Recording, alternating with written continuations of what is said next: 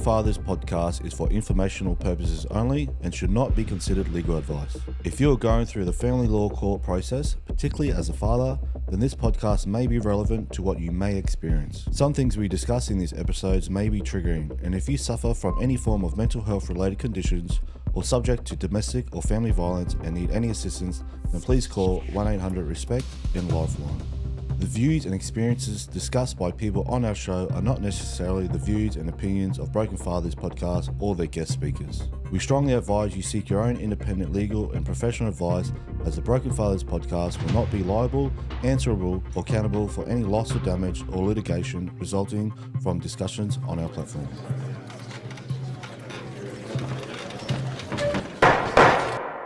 Right, this podcast is now in session. Hold on, guys. The judge is running late to court. So whilst we wait, I'd like to take this moment to acknowledge our platinum sponsor, Straight Up Construction. At Straight Up Construction, they take pride in delivering high-end work across every trade.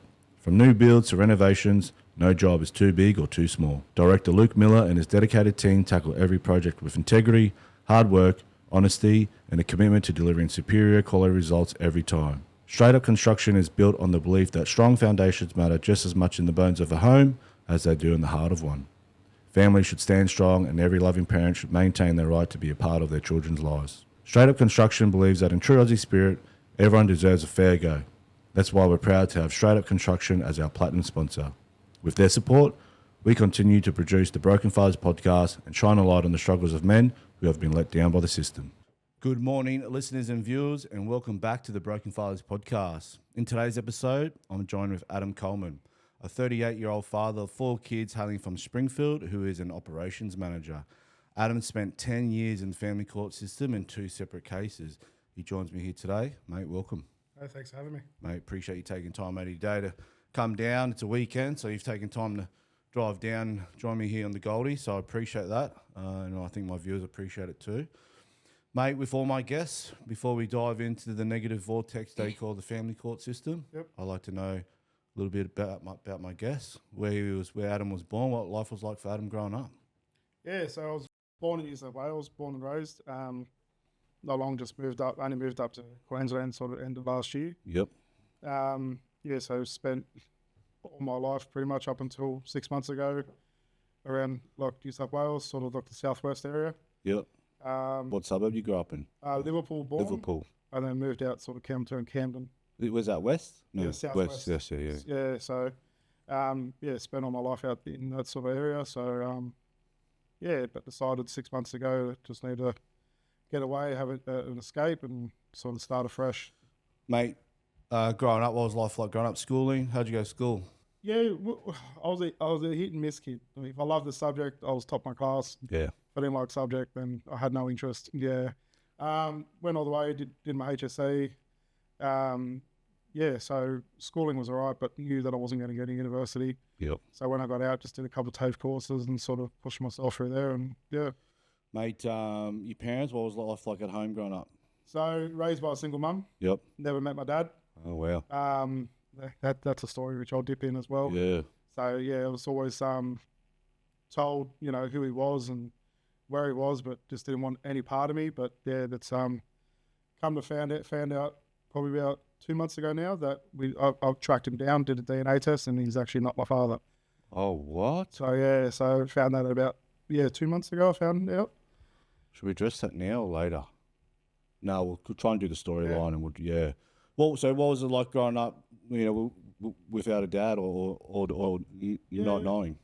It was hard. Like, I had a single mum, and life wasn't the best. She didn't work. She was on Centrelink for a lot of it, and but she did the best she could. There was a lot of things that I was exposed to, which I look back now as a father, I would not expose my kids to. Just lifestyle and choices, and growing up in Southwest Sydney, so I was sort of made to grow up really fast. With a lot of the things that I was around and so forth. But, I tip my hat off. Mum's no longer with me today. So she actually committed suicide back in 2017. Fuck. But I look back at it now. It's all right, brother. Take your time. This is your story, bro. Take your time.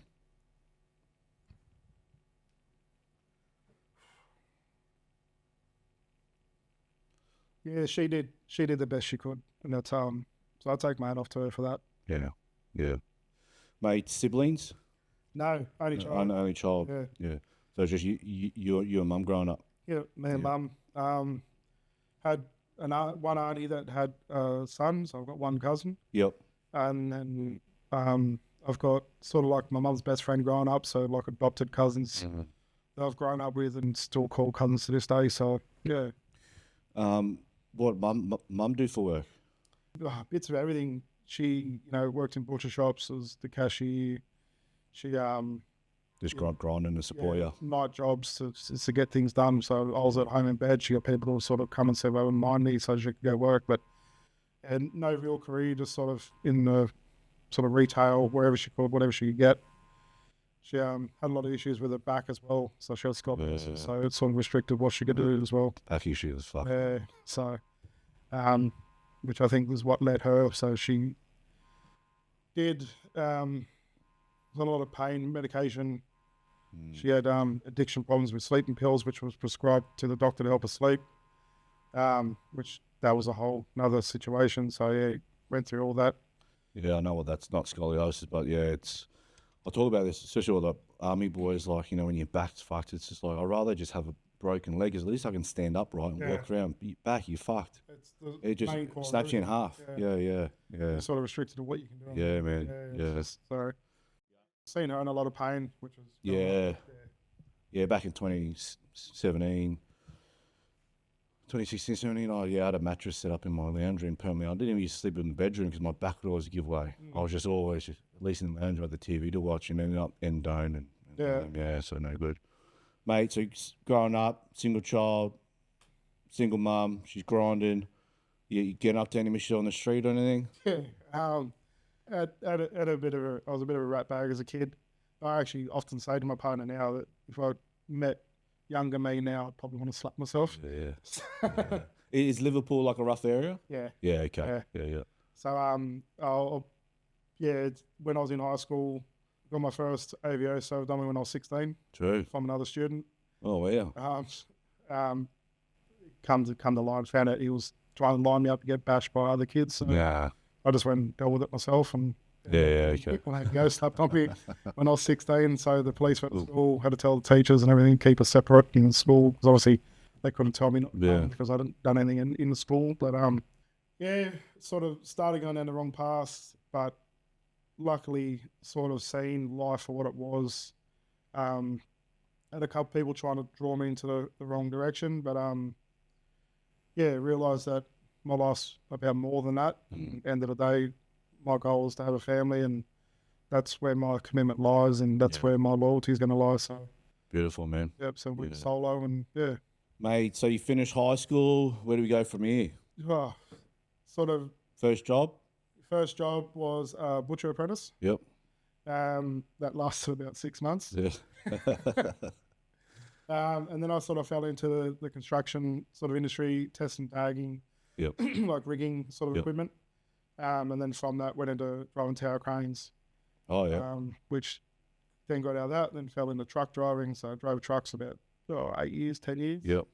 And then from truck driving, obviously I had my first daughter through that, and then decided the life on the road wasn't for me. Always away. Yeah, always away. I was long hours. going to work in the dark, coming home in the dark. Sleeping. Missing a lot of the first year with her.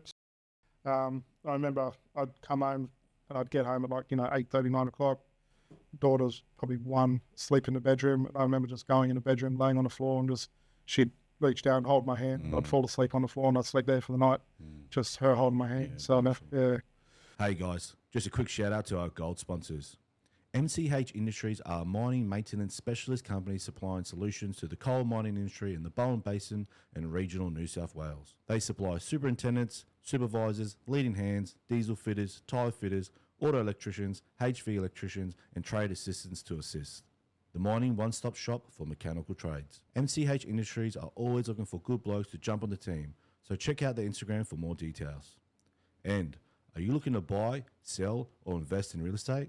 There's only one name that's been leading the way for over 123 years, Ray White. Ray White isn't just another real estate brand. It's a family business built on ambition, trust, and leadership.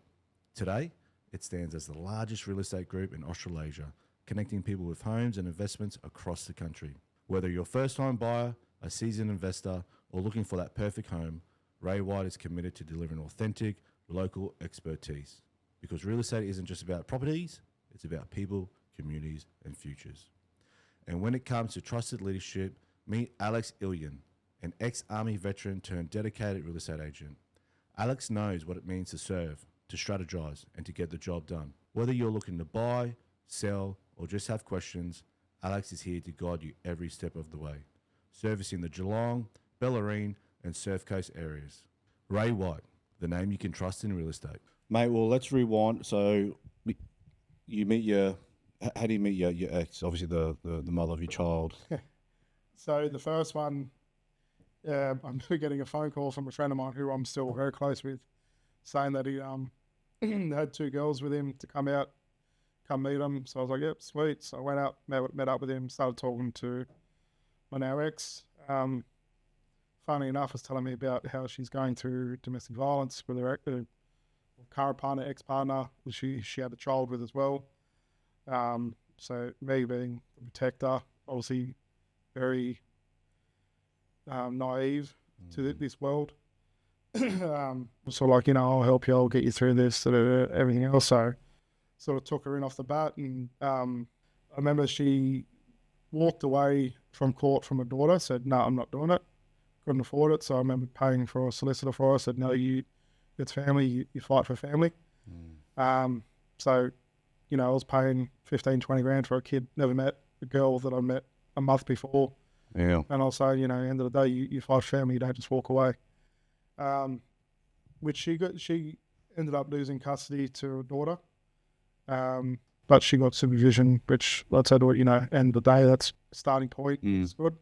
So that was sort of my footprint into that world. But yeah, I was seeing it from a completely different angle, and I was very naive to what this world would become for myself. How old were you at the time then, sorry? I was 24. 24. Yeah. Yeah, wow. 24 years old, yeah. What's going through your mind at this point? Going through my mind that, I met a lady that's, just gone through a rough patch, and, seems half decent. We're together for, I think, just over a year. She fell pregnant after telling me she was on the pill, but at the end of the day, it takes 2 to tango. So, very cool. Discussion was, did I want to keep it? I said, yeah, 100%. But, end of the day, that's going to be my child. So, I was always pushing for it. She was 50-50, but remember, the decision was like, yep, let's just go ahead. And then my daughter was born in April 2011. Yep. And I remember my whole world just changed, like for the better. I explained to the people, and I've even got mates now that have kids, and I tell them, so just, picture your world, like hand up, and then just flip it, and then that's your world now. Yeah, it's not a bad thing. It's just everything changes, the way you look at things, that's right. the way you do things, just everything changes, because it's no longer about you.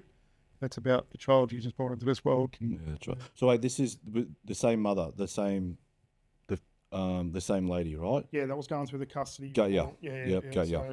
So, that only dragged on for about 12 months. Okay. So that was pretty quick. Yeah, very. Yeah, so she got legal aid, but because she was with me, we declared my salary. They made us pay for the legal aid, which, yeah. Yeah, It was always like, oh, I don't have money. I was like, no, I'll give you the money. Like, don't stress. Like, anyway, I said, it's family. You do what you have to for family. So she walked away. She got visitation. I said, look, that's a starting point. So from that, and the whole time I'd hear how he used to abuse her, and this guy was 4 foot nothing, and like my ex is quite small, petite as well. So I was like, oh, if he's done it, seems like a bit of aggro. And every time I sort of bumped him, every time I seen him, I just sort of sit there and be quiet, because I was like, this isn't my place. I'm just here to drive or whatever. But he'd always try and pick a fight with me. Yeah, okay. And, small man syndrome? I think so. I think small man syndrome, but then I look back at it now and I think, he's just gone through all these allegations. Yeah. He's got another man who wants, so he's sort of understanding where he's coming from, but sort of same time, like, I'm not the enemy here. Yeah. Take your place or whatever. So yeah, but that sort of went on, and they sort of had like a very hateful relationship after it, which for me should have been the red flags I've seen, but didn't. You don't know at the time Yeah, till you at look the time, back. as I Yeah, said, yeah. no, you've never been through this. So No. it was just, yeah. Once my daughter was born, sort of seen, because we'd had, like, my daughter's older sister at the time, she'd come over weekends. Ex would be like, well, once my daughter was probably 6 months old, I'm going out with my friends, I'm doing this, I'm doing that. You can't stop me. So I'd be home with her older daughter and my daughter, which is fine. But then I'd get mates that are out saying, oh, I've seen her here dance with this bloke. And so when she gets home, I hit her up. Then it was always like, oh, well, Blows up. yeah. Yeah. Deny. Yeah. So I just went from there, just started spiraling to the point where it was like we were together for like 2.5 years. Yep. Maybe going on to 3. And we split when my daughter was about 1.5 years old. Yep. It was getting very toxic. It was a case of, I remember one time having to bail myself in a corner. Like, she bailed me in a room and she's just laying into me. And I'm just ducking in a corner going like, just fuck off. Get off me. What are you doing? And then she met this friend that she had. And, have you heard the terminology duff? Duff. The duff friend, like the ugly friend. Nah, I know what you're saying. I haven't heard that term duff, yeah. So they... A grenade, we call it in the army. Yeah. So she had this one friend, and she just come in and you could tell she was toxic. Was trying to hit up my ex when we were still together to be in a lesbian relationship on the side. She was married. True. She was married with a kid as well. Yeah. And I was like, I don't want her in my house. She's not welcome. You want to hang out with her? I can't stop you, whatever. But don't want it near my house and my kids. To the point where, and then like time went on, as I said, very toxic relationship. Like if I look back at it now and my kids are in that, first thing I'll be doing is picking up by the back of the shirt, dragging them out, saying, you need to get out. Yeah. Come home one day from work. At the time I was a truck driver.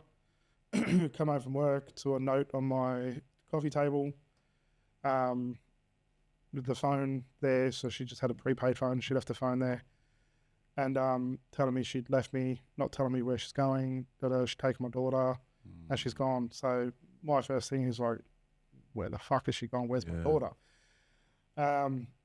So at the time I called my mum because I knew she had no support. So I knew... Where's she going to go? Yeah. And by this time she'd managed to sort of turn my mum against me, made me look into this monster. And with how I was as a younger kid, mum sort of fed into it and believed that I was this big aggressor.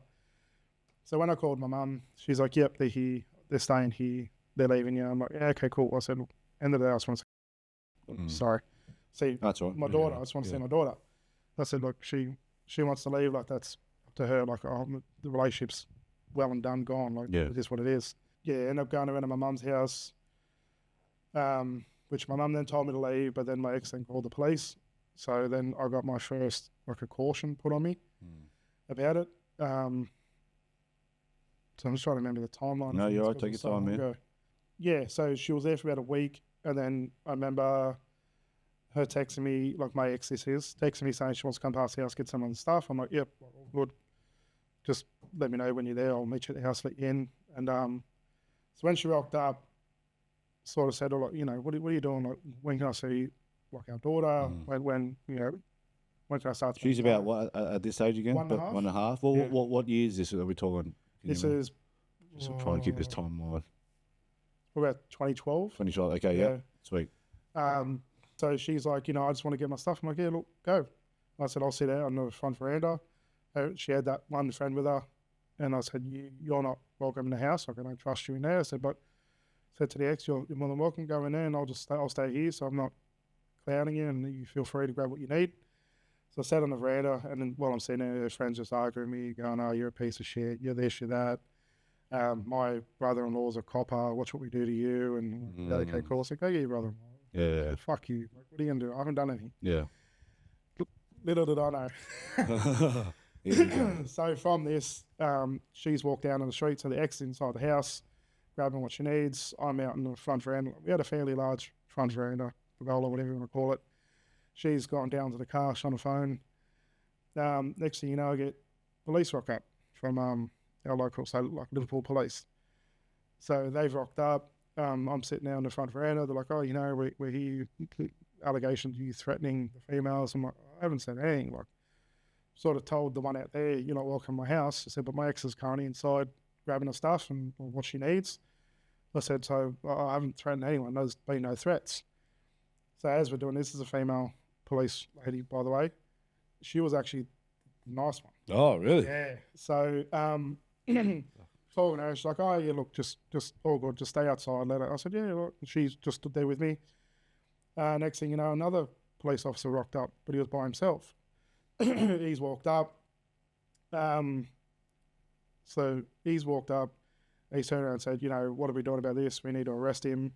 And she turned around and said, well, he hasn't done anything. Don't tell me he had rank. Did he outrank her?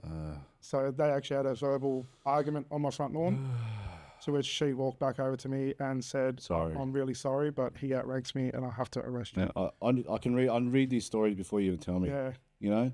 So, but later down the track, found out that one that come by himself was from Blacktown, so not even anywhere near Liverpool. Oh, he knew. He was questioned why he was there. He was said that I was just in the area, heard it come over the radio, so I thought I'd come in. But he was friends with the brother-in-law. Of course. Which I later found out a couple of years ago that my ex was actually sleeping with him at the time. Yeah. There you go. Yeah. So she admitted that to me as well. Yeah. She told me I was actually seeing that police officer. Fucking shit. Split. Yeah. Yeah. So the female officer turned around and told me, she goes, I'm not going to put you in cuffs because I don't believe you should be getting arrested. She goes, but if you just come politely. I said, yep, no worries. I haven't done anything awkward. You do what you have to do. He walks over and he goes, you need to put him in cuffs. She again turned around, it's a female officer, said, nah, well, I don't believe he needs to be. He goes, nah, put him on. So he pulls out his cuffs, puts him on me, and he squeezed the shit out of him. So I'm sitting in cuffs in the back of a paddy wagon on my way to Liverpool police station. I think I spent 2 nights in jail that time, like in just the holding cell. And then with that, gave my ex and her friends free reign to go through the house and grab everything they wanted. So my thing was, I just didn't want her taking, like, because I have my dogs in the backyard. Don't tell me she took it. Nah, she didn't take. My dogs are very loyal. I've still got one of them to this day. Oh, good. So they're the best. My dogs are very loyal to me, so they wouldn't have gone. Dad, yeah. So yeah, she took all that, took it to mum's, spent 2 nights in like the holding cells. There's like a holding jail over at the Penrith for Indian Plains. Yep. So I spent 2 nights in there. Then they let me out. So when I got out, I was sort of in damage control. Like, I just want my daughter. Like, where is she? What's going on? So, you know, I think I didn't see her for about, I didn't see her about 6 months, maybe 5 months from this. And I still remember it was a Father's Day. So it was about September now. And I rang my mum and I sort of said, you know, it's Father's Day. I just want to see you could supervise. And so pulled a bit of a swifty on this one. So looked into the law on the kidnapping. Mm-hmm. Of course, there was no court orders in place. And I don't condone anyone to do this. I got away with it, luckily. Of course, there was no court orders in place and I didn't physically take my child from my ex. My mother brought her down to the park to play with her at the park. I remember just picking up my daughter, said, I'll tell the ex I'll see her in court, put my daughter in the car and I drove away. Yeah. But even if your mother, so you said your mother brought your daughter? Yeah, my mother brought her down, yeah. But even if your mother didn't, if there's no court order in place and you went and got your daughter, that's not kidnapping. It is if you take it from the other parent. Are you sure? That's what I was told at the time. So if I would have took her from the other parent, there would have been repercussions. The reason I bring this up is because through other episodes, looking back now, they've spoken to the lawyer, you know, and they go, "Fuck, no, what I know now," because you know when you're in this situation like you are now at the start, it's unknown, uncharted waters. Oh shit, what you know. But then you realise, well, there's no court order in place anyway. They say you should have, if you had gone and got her. It's kind of like when the first parent takes it, you kind of get that advantage. But when there's no court order in place, you're the father, you're a parent, you know. Yeah. So, yeah, it's, you know, I'm not giving advice here because I could be wrong, but just going off what other people have said, they've said, yeah, well, there's no court order, no DVO, all that shit. And if you grab your child, it's not kidnapping because, well, there's no orders in place, you know. That's what I was advised at the time. Yeah. So whether it be true and factual. But you know what? You got I'll use this fucking analogy all the time. You go to 5 different vets about a problem with your dog, you get 5 different opinions. Yeah. How can 5 subject matter experts have 5? Fair enough if 4 have one opinion, one other, maybe 3 have opinion, 2 are different, but 5 different fucking opinions. Should be black and white. And then you go 5 lawyers. Oh no, that. You're a subject matter experts. What law degrees? How many years? 4, 6 years, and yet you're all giving me different opinions, Yeah. different advice. It doesn't make sense. Sorry, bro. Carry on. No. In a system that's meant to be black and white, there should be Right. black and white answers to things. Yeah, exactly. So from this, took my daughter, and then I went and started court. So I went and lodged the court dates, and so from this, so when I did get arrested and spent 2 nights in, I got a DVO put onto me, domestic violence order, not to go anywhere near her. So I did, whatever. So now current, have my daughter with me, filed for court. My mum is now there saying, stay out of court. It's just going to be bad for everybody to drag kids through it. And I said, no, I agree. Like, if we can be amicable and civil with it, arrange something that works for both of us, like, I'm happy to do that. So my mum was telling me, she was, if I organise for you two to meet up, I'll be there to keep it calm. I'm like, look, I'm happy to do that, just do it in a public place, social. So put a park so daughter's awake, she can go play while we're sort of talking. So she'll go out 2 of these. Organise it for that weekend. I remember rocking up. My daughter was asleep in the back seat by the time I got there, so I just cracked the windows and I just stood at the back of the car and said, hey, look, she's asleep. I'm not there. You need to come over here. So mum's come over. She's like, just keep calm. Yeah, 100%. So this isn't about me. This is about our daughter now. Like, we just need to sort something out because I'm not going to do this. You can't see her. Like, it's not needed. Ex walked over straight off the bat. I'm going to go fuck all your friends.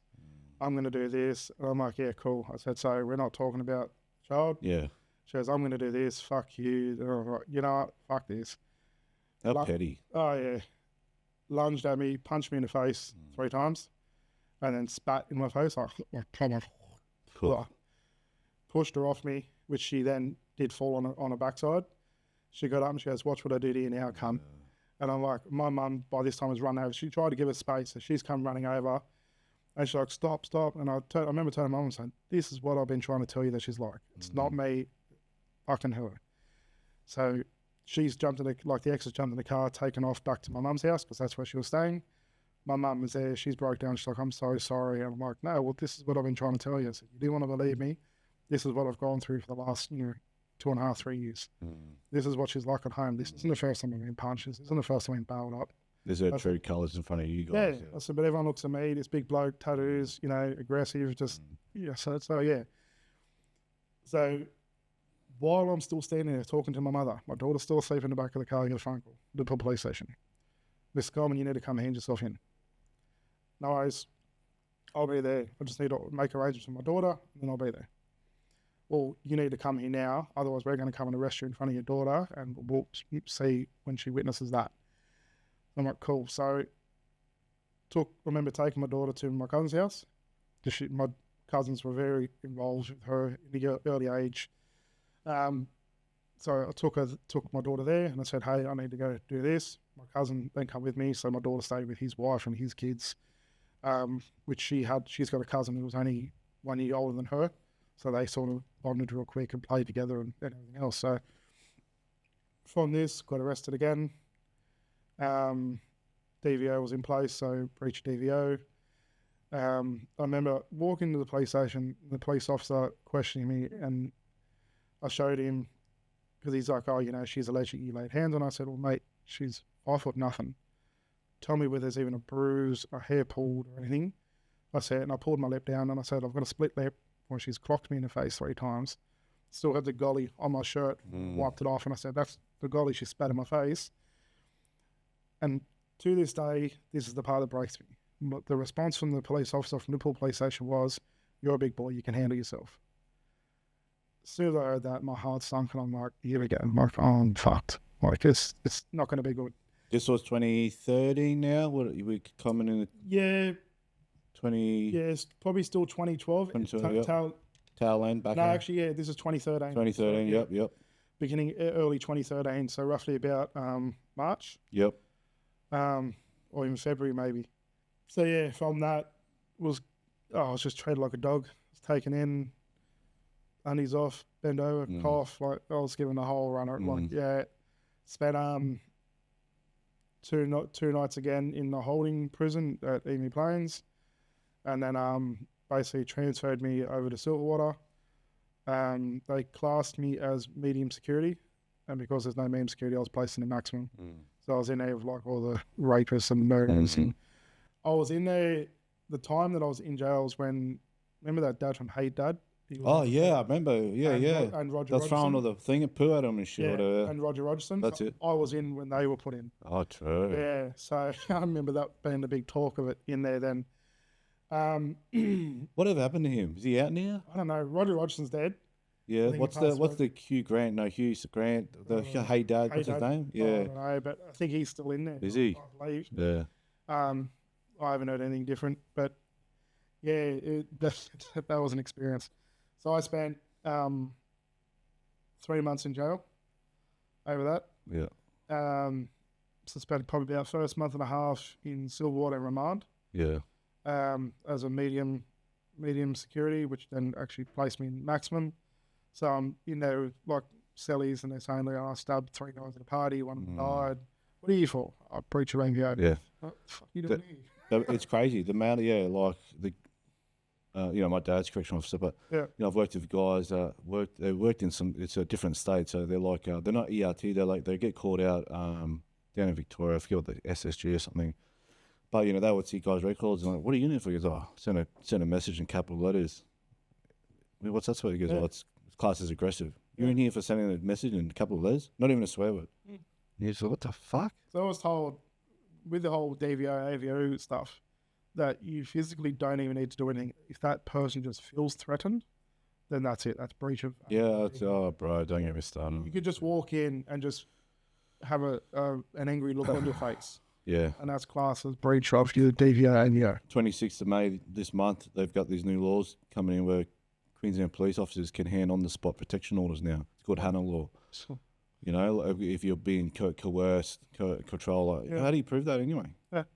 Anyway. And then even if you are found to be lying, and this was the case for me, and this is what upset me. So when Julia Gillard was in power, she abolished the law that you could be held accountable if you're found lying about DVO cases. So you get the ladies, and I need to emphasise that it's not all the ladies. Of course. Yeah, it's just the select few.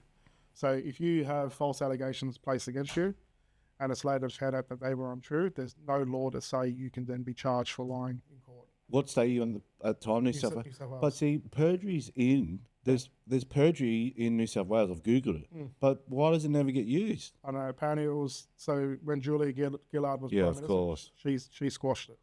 So she made that you can't be held accountable for it. That if it is found lying, it's just dropped. Yeah. So that was, Julia Gillard, go up and cut yourself. My podcast, I'll say what I want. Sorry, man. I'll probably have a protection order on me for something. Yeah, so no, you looked a bit angry. Yeah, I was Bettina Arnhart, who used to be a feminist back in the day when she was, when they're trying to encourage, they went too far and she got out of it. Now she sticks up for father's rights, but she said that there actually was a bit of reform when John Howard was in regards to family court. And then she said when Julia Gillard came in, Kevin 07 and the Julia Gillard. Yeah, what a fuck. Good. I like Johnny Howard. Yeah, you can get him back. Yeah, big bushy eyebrows. Yeah, he's the icon. Mate, 2013, breach, Silverwater, sorry. Yeah. How long are you in there for? So I was in Silverwater for a month and a half, and then I was reclassified to a minimum security.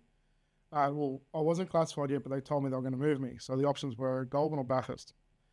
Which is better. Yeah, and I'm like, well, they end up... Goulburn's max, isn't it? Yeah, that's where I was looking to go. And they said, with a chance... That's a super max. That's super max, isn't it? Super max there, yeah. So they want you to go to minimum, but they're going to potentially send you to super. They haven't reclassified me yet. Oh, so that's what they were saying. Yep. That's my options. Possibly a Long Bay as well. So I'm in it, like, absolutely shitting myself. Like, fuck, where are they going to send me? Just before they send me, they reclassified me to minimum. Yep. And they end up sending me down to Nowra. Oh, Nowra, yep. Yeah, I had a couple on from Nowra recently, yep. Yeah, so I spent a month in Nowra. And then probably my last 2-3 weeks, they sent me back up to Silverwater for my court dates. What's the difference between prisons? Better conditions or anything? Nowra was new. Better cells? What's it? Better food? Better cells. So in the Nowra jail, in the minimum security, I had one out. So one each person got their own cell, but you're in like a pod. Yeah. So you had like communal, like kitchen, lounge area, but everyone had their own rooms. They used to do bed checks, so a little bit militant. They used to come in, the guards come in, make sure you're up at this time, you're out there for like your mass, you get your head count, and they come in and do your bed checks, make sure your bed's made. So it's fine. I had no issue with that. Still, water was just putrid. I remember, luckily enough, that was a good thing, a bad thing, but when I was in the holding cells at Emu Plains, I ended up getting celled up with a family friend. Oh, he was an older Samoan fella. Oh, yeah. That I knew because ended up knowing he knew my whole family, and ended up knowing him. He used to bounce at a pub near me. So I've talked with him, and then we got both sent to Silverwater, and we walked in. The guard said, "Hey, can we be together?" And the guard was okay. He's like, "Yeah, look, as long as you don't cause trouble, no problem." So we just sort of stuck together through that whole month and a half. Then obviously I got sent down an hour, but I'm still friends with him today. Oh, man. So I still talk to him, yeah. So he probably helped me get through a lot of it in that month and a half. So yeah, nice. And then luckily enough, when I went to Nowra, knew someone down there as well. Oh, yeah. So, probably not painting a good picture. So it was all good. Like it was a shit place to be. When we were in Silverwater, I remember we had to tie a shirt around our head because the cockroaches would climb all over the walls at night. So we actually did it one night. We turned the lights off, and then probably 20 minutes later, turned the lights back on. They had all the little German cockroaches, and they were just all over the wall. So we sat there and said, like, I sleep with my mouth open. I said, how many are coming in like, warp and whatever. Yeah. So we ended up sleeping, tying a shirt around our head like a bandana, just so nothing can get up our nose, in our ears, or in our mouth. Well, they don't let you have cockroach spray or some shit? Probably because they think you're going to fuck it. Not in there, yeah. So, yeah, it's just, that was just, it was disgusting. I wouldn't wish I'd have come worse at me that experience. Bear in mind, the government's investing money in, refugees, Yeah. Oh, trust me, I know, because I worked in the roof for 2 years. So, anyway, that's a fucking episode in itself. All right, man, so you eventually get out? Yeah, got out. So at this stage, my daughter was still with my cousin. She wasn't with her mother. To which, when the court, they said, be released. So I was over the moon. I'm getting out. I'm going to see my daughter, this, that. Then I knew it'd either be my mum or my cousin kind of pick me up. Mm-hmm. So when I was in the cell, they put you in that cell to be released, the release cell. I was in there for about 4 hours, 5 hours. And I sort of said to them, what's the hold up? I would just sort out your paperwork. And in my mind, I'm like, this should be 2 hours max. Like, I've been given authority, should just be, here's your paperwork. Out you go. But yeah, 4 or 5 hours I was in that cell.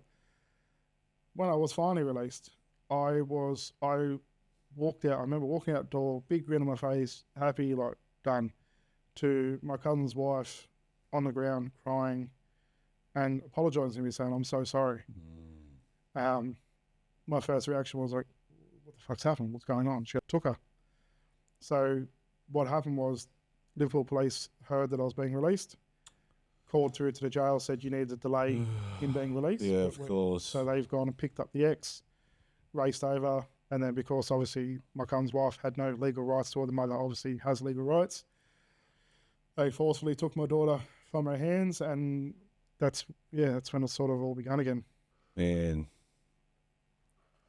it's putrid how they all work together, hey? Yep.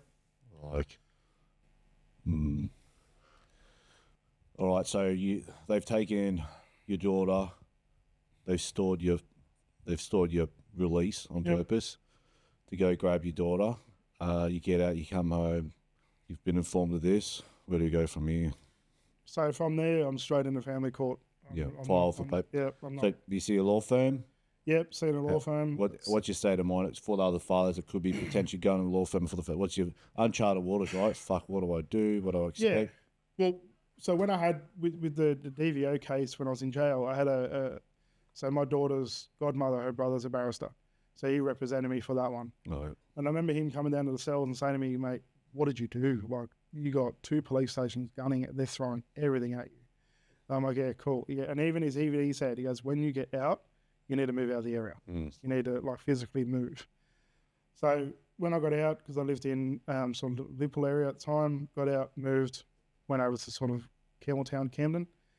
And then, that's when the sort of fight began. But, my thing was, because I'd spent time in jail, I knew it was going to be an uphill battle, but because of that, but nowhere near to the level it was. So when we actually got questioned for that whole incident, my ex admitted in her affidavit to punching me and spitting in my face. She admitted to it. But when I was in court, that affidavit was lost. So she's admitted to assaulting you multiple times. Admission of she's incriminated herself by admitting to, and nothing happened. Nothing happened. But you go to jail. Yeah, went to jail, did that. So when I filed for custody, I took that affidavit because all of a sudden that affidavit, I had it in my custody because I was locked up. I couldn't get my documents. So when I went to family court, I submitted that affidavit from her stating that she did lay into me. I remember going to court and the judge is saying, look, this is the family law court. Mr. Coleman, it looks like you've just spent the last 3 months in jail for nothing. We need to look at this before we move into the custody arrangements. Said, yep, no worries. This dragged on for about 12 months where she just refused to show up, wouldn't come to court. And then after 12 months, so no repercussions for her. No.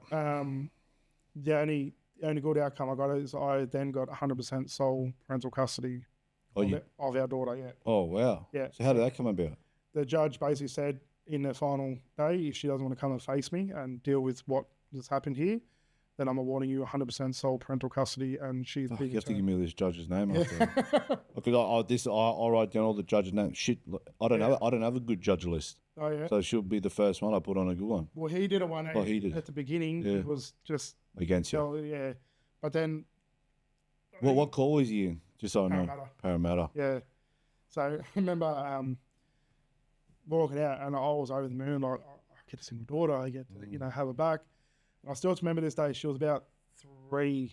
So 2014, 11, 2015, 2014. So when all the court finished. Yep. And I remember picking her up from daycare, driving home, and she was I've got the photos on my phone still of when I was taking photos. Mad. I said, hey, Bubba, do you want to live with Dad? And she goes, yeah. And I said, well, guess what? You get to live with Dad forever now. And like, there's photos of her, like, hands. Yeah. And I was like, okay, cool. So just to backtrack on that. So when I later found out as well, so when she claimed DV, they get that payout. Yeah, the housing, they pay the deposit, whatever for the house. Yep. So the real estate she went through was actually a friend of mine's real estate to get the house. So my friend and my friends were very neutral, and they said, we're not going to tell you where it is, but we're letting you know.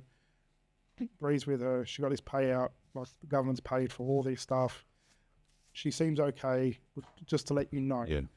So when I got custody, the ex ended up fleeing the unit she got.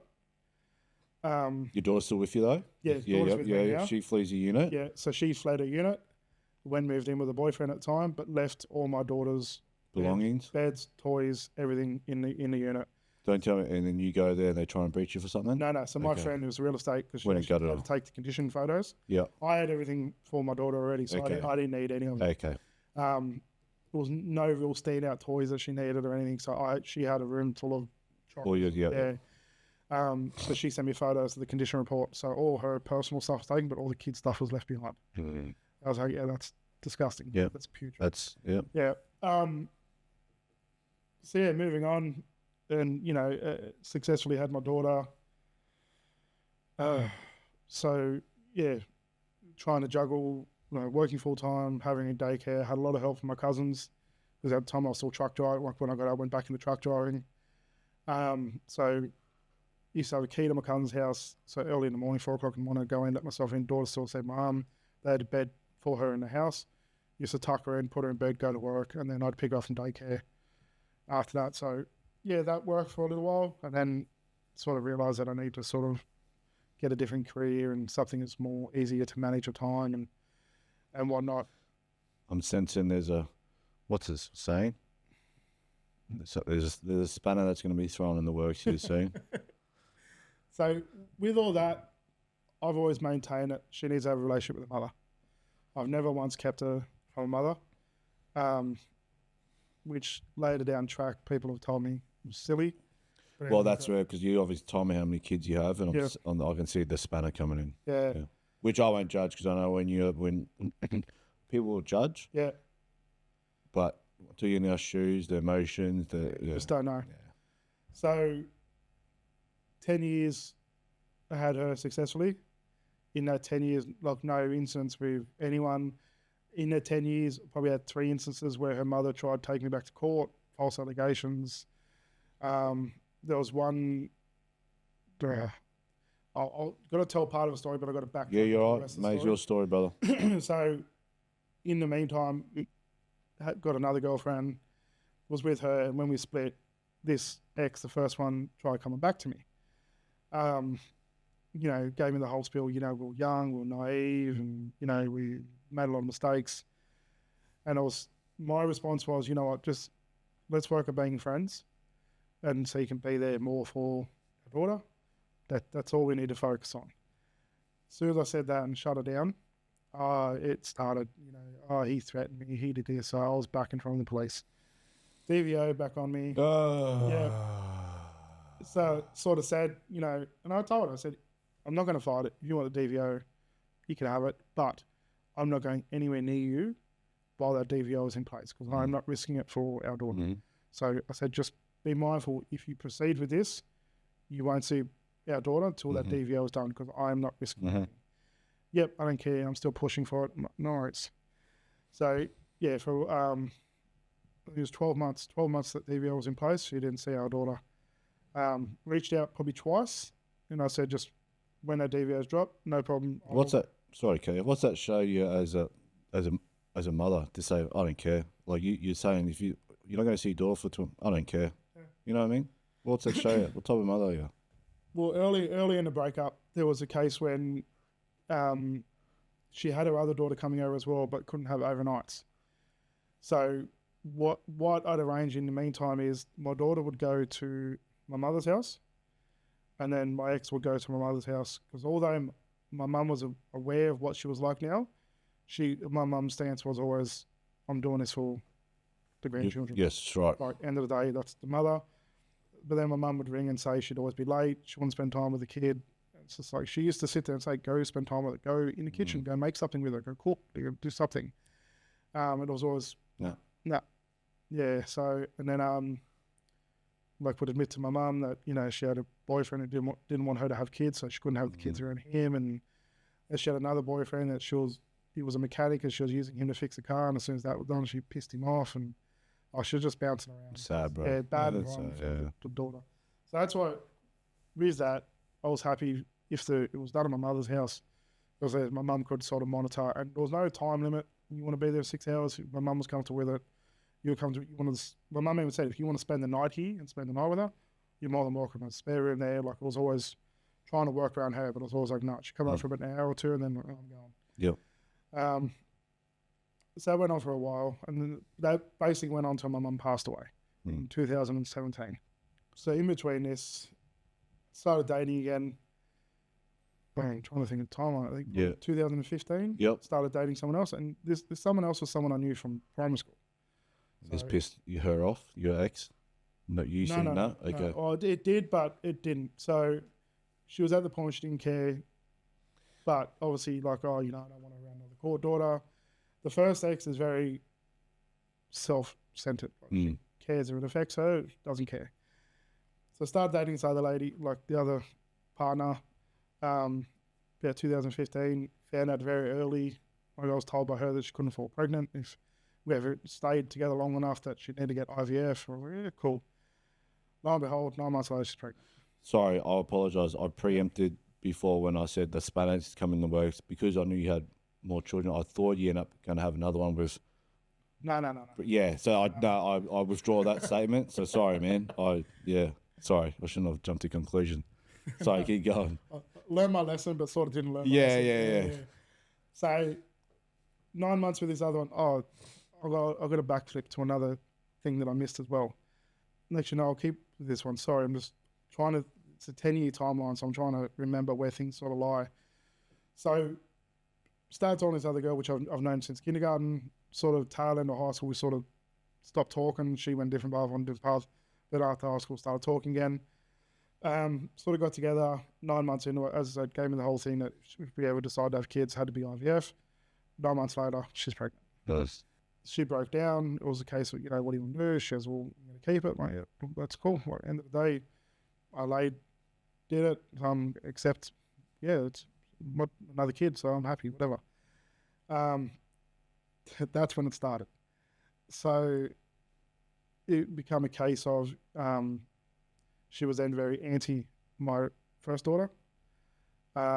She needs to go spend time with her mums. And what do you mean? Like she was with me when we first met. Like you knew she was part of it. It wasn't a problem then. Yeah. I remember one night, and it was probably like 10:30 at night. My daughter was in bed, like my firstborn. My youngest wasn't born yet, or my middle daughter, sorry. And she goes, you know what? I'm kicking your other daughter out of the house. And my thing was like, what do you mean? Yeah, who are you to fucking? Yeah, like, who the fuck are you say that? What are you talking about? And she goes, I don't want to hear it. She gets up and starts walking to her bedroom. Right. So I ran past her, stood on the door. I said, what the fuck are you doing? Fuck, you're going in there. I said, you want to go to my kid and say that to her, you go through me. Like, I'm not letting you do this shit. From this, took off an engagement ring, threw it at me, hit me in the eyebrow, split my eyebrow. You must be thinking I'm made butter. Some people bruises you, bro. Yeah, some people can bruise you. So, that sort of calmed. And I remember I slept in the lounge room and she went to bed. I was just so I can keep an eye on her door. But then it was a case of, it started to become like, when my middle daughter was born, it started to be a case of, my parents coming over, but they're coming to see our daughter, not yours. So she has to go to a room. So my daughter would hear this and I'm like, what the fuck is wrong with you? Like, you're doing this to a 5, 6-year-old. Like, whoa, do you feel powerful doing this to a child? Like, so I remember every time her parents would come over, I'd grab my baby daughter and we'd go sit in my other daughter's room and we'd play. And then the ex would come in like, oh, you need to come out. I said, no. He said, we're in here playing. If they want to see us, they can come in here. Like, I'm not going to have dictated that my oldest daughter has to sit away from everybody. Like, no, not happening. So this went on. I remember we split 2 weeks after my second daughter's first birthday. I remember it to this day, and because it was always a case of, I'd never do what your ex did to you. We split. It's going to be 50-50. And I was like, okay, cool. Like, softening you up. And I'll maintain it to this day. My second daughter's mother, good mother, just a piece of shit to me. Yeah. Okay. And my eldest daughter. And I've told her this. I said, you're not a bad mum. You're just a fucking piece of shit to me and my other daughter. Like, so we split. She went into hysterics. She punched me in the face, tried pushing past me. From this, my youngest daughter's woke up. She was asleep, so I went and picked her up. And she's like, you're not fucking taking her. I said, I'm not trying to take her. I said, we read 50-50. I'm leaving. I'm taking my oldest daughter, and then we'll work out what it be. She is in hysterics. So I end up calling her stepdad, because her original father had moved overseas. So I called her stepdad and said, hey, look, this is what's going on. And I had an amicable relationship with him as well. I said, this is what's going on. Look, we're calling it quits. She's in hysterics. I can't leave her here alone. Can you please come over? He's like, yep, no worries, I'm away. So by then, she'd moved her car, blocked my car in the driveway. He's rocked up, and I'm still holding my youngest daughter. My oldest daughter's there. She's crying, thinking what's going on. So I'm like trying to just go to your room. Like, it's all right. Well, I'll come get you in a second. He's rocked up. He goes, what's going on? I said, mate, I'm just trying to leave. So I'm not taking my youngest daughter. She's staying here, but I can't leave her here with her alone. Like, I need you to stay. He goes, yep, no worries. He goes, he told us, I said, move your car so he can get out. Like, he just wants to go. So she's moved the car. When we got my other daughter, put her in the car. I said, it's all right. Like, we're going. It's okay. Went to a friend's house, and we stayed there for a couple of weeks. Got my own place. And in the meantime, so in that time, her mum turned against me. You can see the switch within her, and she was just like, no, you're not getting anything.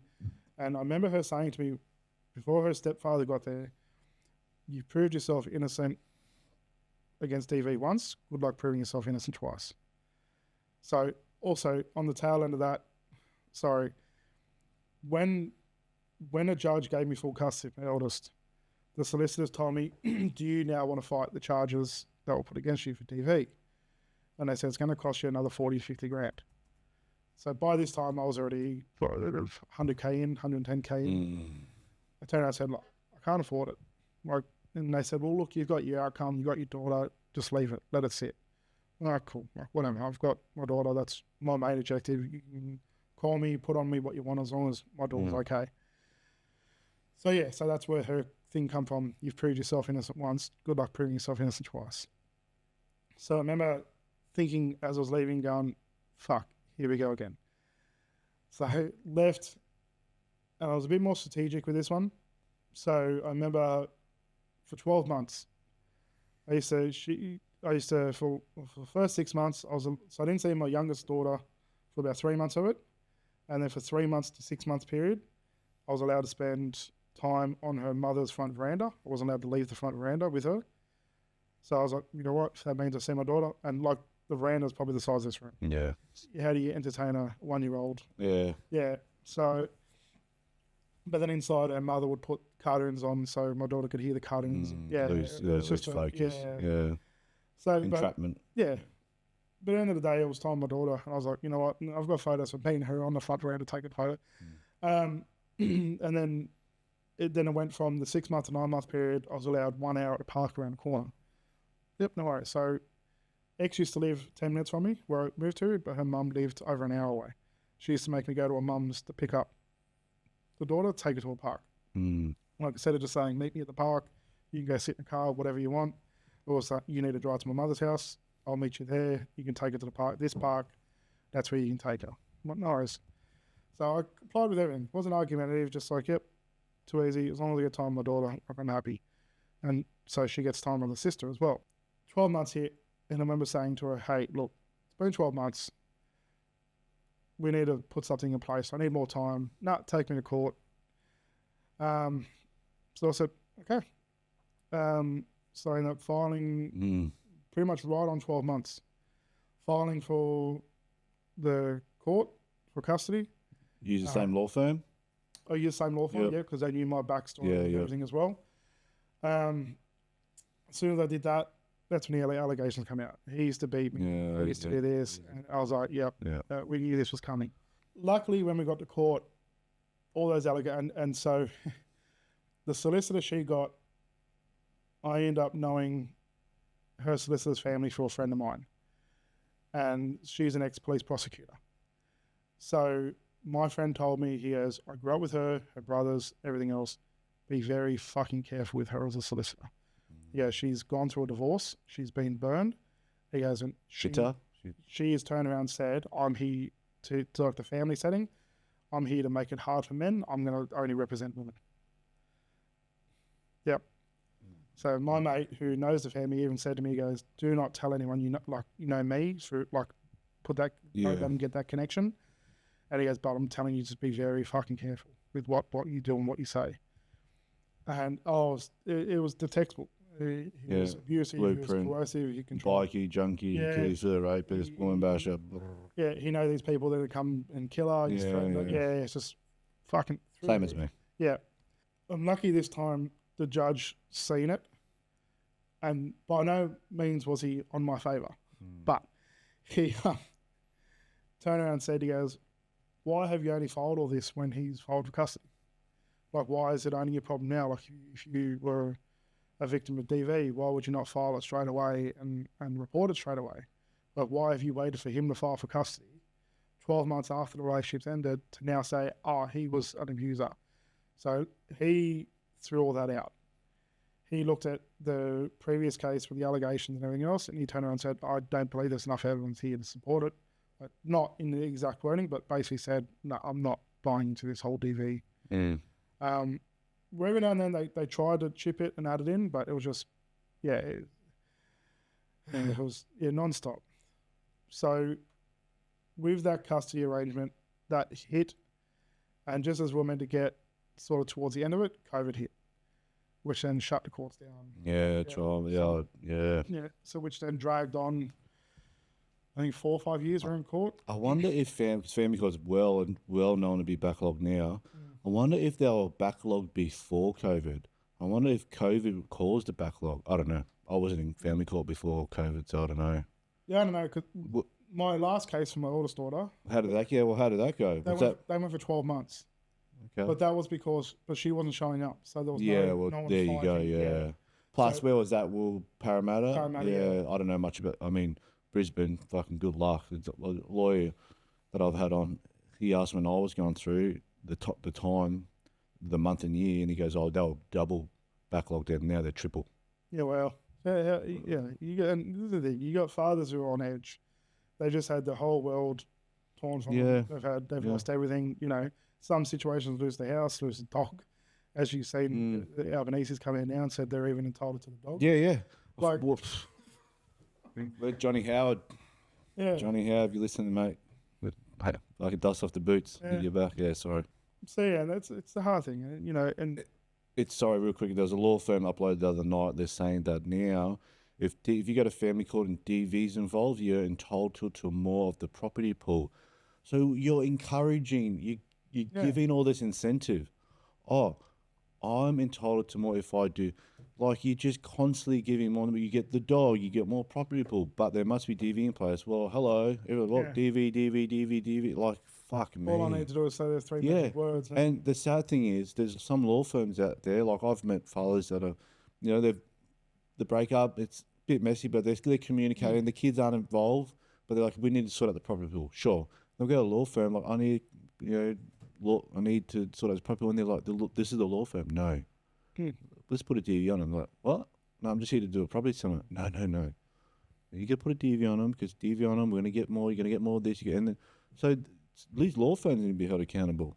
Not all, but some of them, though, because they're the ones that are causing family divides. They're the ones that are causing suicides. They're fueling it. Yeah. So when I was going through the first separation, through the first court, I linked up with an organisation that was trying to help dads going through this as well. Yeah, I've seen this before. So I was saying, I said, remember one day I had court. I remember walking out of court, I had all the banners and everything in my car. Went to my car, changed my shirt, grabbed the banners, and I set up all my banners out the front of the court, handing out flyers. Good on you. And I was like, you know what, someone needs to step up. At the time, you know, I look at it like fathers looked at like a cash cow. Like, you know, let's keep them working, let's keep them away from the kids. Less time with the kids means the more they're going to work, because they've got to pay for not only the court fees and solicitor child support and everything else on there. And child support's a whole different kettle of fish. Like, when I was going through court with my second one, we had a private arrangement in, so she'd send me a list every week. I need nappies, I need wipes, she needs hay, she needs new clothes. I seen this at, you know, Big W, Target, I seen this at this shop, can you go get this? No worries. So I went and bought whatever, hey, do you need cash, do you need this, whatever. Like, she was getting more than what child support was telling me to pay. When I hit court, it was a whole case of, he's not paying child support, he's not doing this. I'm like, I've got the receipts. Like, I'll show you the transactions where I'm sending money. Oh, look, I'm big on paying for your kids. I'm just not big on the way child support deem it has to be. So when we're going through court, I said, oh, take me through child support. I'll happily pay it through child support then. So there's a proper record of it, put it through there. And it kept going on. Like 2-3 appearances, that was their argument. He's not paying child support. The judge actually turned around and said, he goes, well, he sat there, told you to file for child support. Well, he hasn't done it yet. Well, no, you as the receiver has to be the one to file. And I turned around and said, as soon as you file, I'll agree to it. Like, the money's there. Like, I'll start sending it. So now we're going through child support, which is fine. There's a proper receipting system through it. But at the time, if I didn't have proper receipts to show that I was borrowing things, but then also transferring money, but she comes, so it's just, they try and use that against you, but luckily I kept a record of everything that I was sort of doing. Like, I was financially supporting my daughter, which, as I said, I've got no issue with it. It is what it is. End of the day, I don't want them to go without just because I'm not there full time. So, so that sort of dragged out, comes through the tail end of COVID, about to receive, like, getting to the tail end of it. And then I find out my youngest daughter's mother solicitor has reached out to my eldest daughter's mum and said, I'll represent you pro bono if you come and help us here.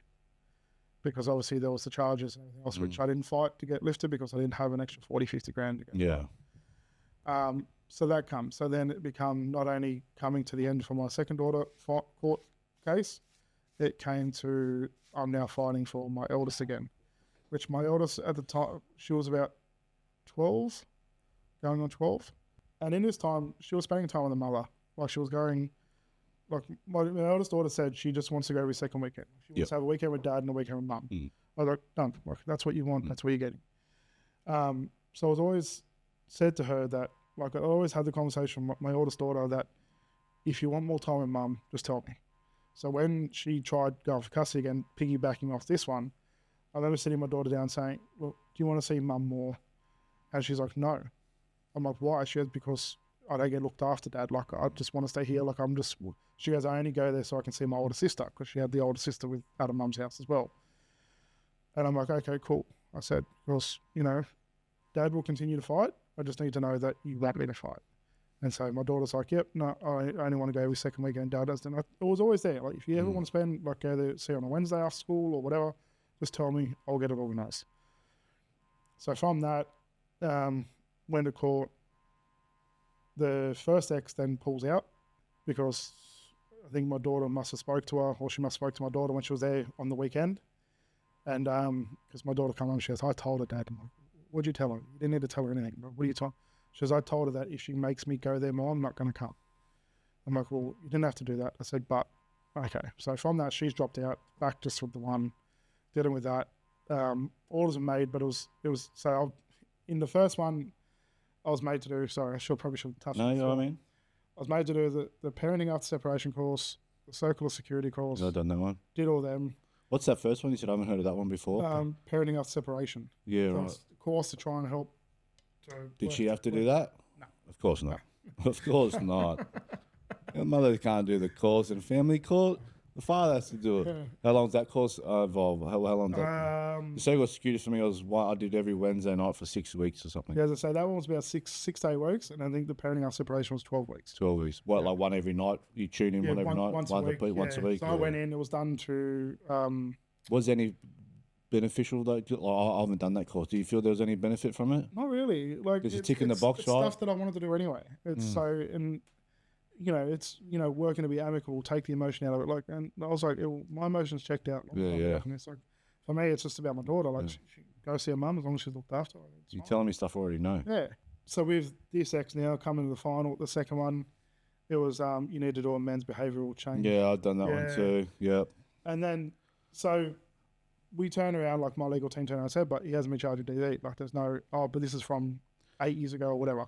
Yeah, so what was the reason for you doing the men's behaviour change? The TV stuff? Because of the stuff from 8 years prior. Yeah. That's all they sort of had. They told me, PTSD. Yeah. And I remember, I don't know if you've heard it before, I remember I saw the guy, he's ex-child safety. And we actually go along, had a laugh, and I said, makes the strip. He laughed, he goes, well, you guys that date strippers, you end up here. Because, most strippers have BPD. I was like, what the fuck's that? It's like borderline personality disorder. And he goes, mate, I used to work for child safety. I was like, oh, yeah. He goes, and this was before child safety got involved with me, actually, with the allegations. And he said, mate, I hate to burst your bubble, but you don't stand a chance. Like, what do you mean? He goes, look at you, big, tatted up veteran. He goes, they're going to write you off. He goes, I can openly say that because I used to work for them. I don't work for them anymore. But they will profile you. Yeah. I don't care if you get no criminal record, nothing. You're big, tatted up, beard, but trained killer. Yeah. This fucking shit. The skills were to save him, right? This country. Yeah, I know. So I was given the same speech by my barrister. So I had a barrister and solicitor. And how much that cost? Because I'll have the receipt. It was like 3 or 4. It was a lot of money. Mine's not that much. The men's behavioural? Can you remember how much? It was a fair bit, bro. I remember paying like a fair bit. Yeah, it was a couple of grand. Yeah. Yeah. And I still remember, and so this is the kicker as well. They nominated where I had to go do the men's behavioural change program. Of course they did. So I then found out that my ex's sister works at that same organisation. So you keep talking. I'm trying to find the. So I flagged that with them and I said, "Hey, look, happy to do it." So my legal team turned around and said, "Look, he's happy to do it, but this is no admission to anything. It's just to that's what my lawyer said keep too. the ball rolling." Yeah. Yep. So I said, look, I'm happy to do it. It just means getting this fast track so I can start seeing my daughter on a more permanent basis. Like, just whatever, I'll go do it. Yep. So we said that, no admission or anything. He's happy to do it. Just as a let's just do it. Yep. Find out that the centre that they allocated for me, the ex's sister works at Yep. as a caseworker. So I flagged it with the centre and I said, this is this situation. They're like, okay, well, do you not want to do it? I said, no, I'm still going to do it. I've got nothing to hide. I haven't done anything. I said, but just letting you know, if I find out she's meddled in with this, I will be reporting it back. Yeah, conflict of interest. So they said that that's fine. On the days that you're in here, we're going to finish her up at this time before you leave. So she's gone. We're going to make sure that no interaction between this class and her is done. I'm like, yep, done. As long as you guys put protocols in place, I'm happy with that. Like, Yep. I've got nothing to hide. So ended up doing the course. Yeah, got through, went to court, completed. And then it became like yep, too easy. Well, you can see your daughter. Come to the final hearing, and I remember the judge, and we had a new judge for some reason. I don't know. This is down in Wollongong. So we got moved to Wollongong, as we said. It was a quicker time. Even though Not as backlogged, maybe. yeah, because of COVID, it still dragged on 5 years. Nice. But we ended up meeting before it, the solicitors, the ICL, and we just basically said, these are our terms, this is what we do. She came back with her terms, and it was just a case of it was working and building into 50, or it was like 45, 55 by the time she's 8 years old.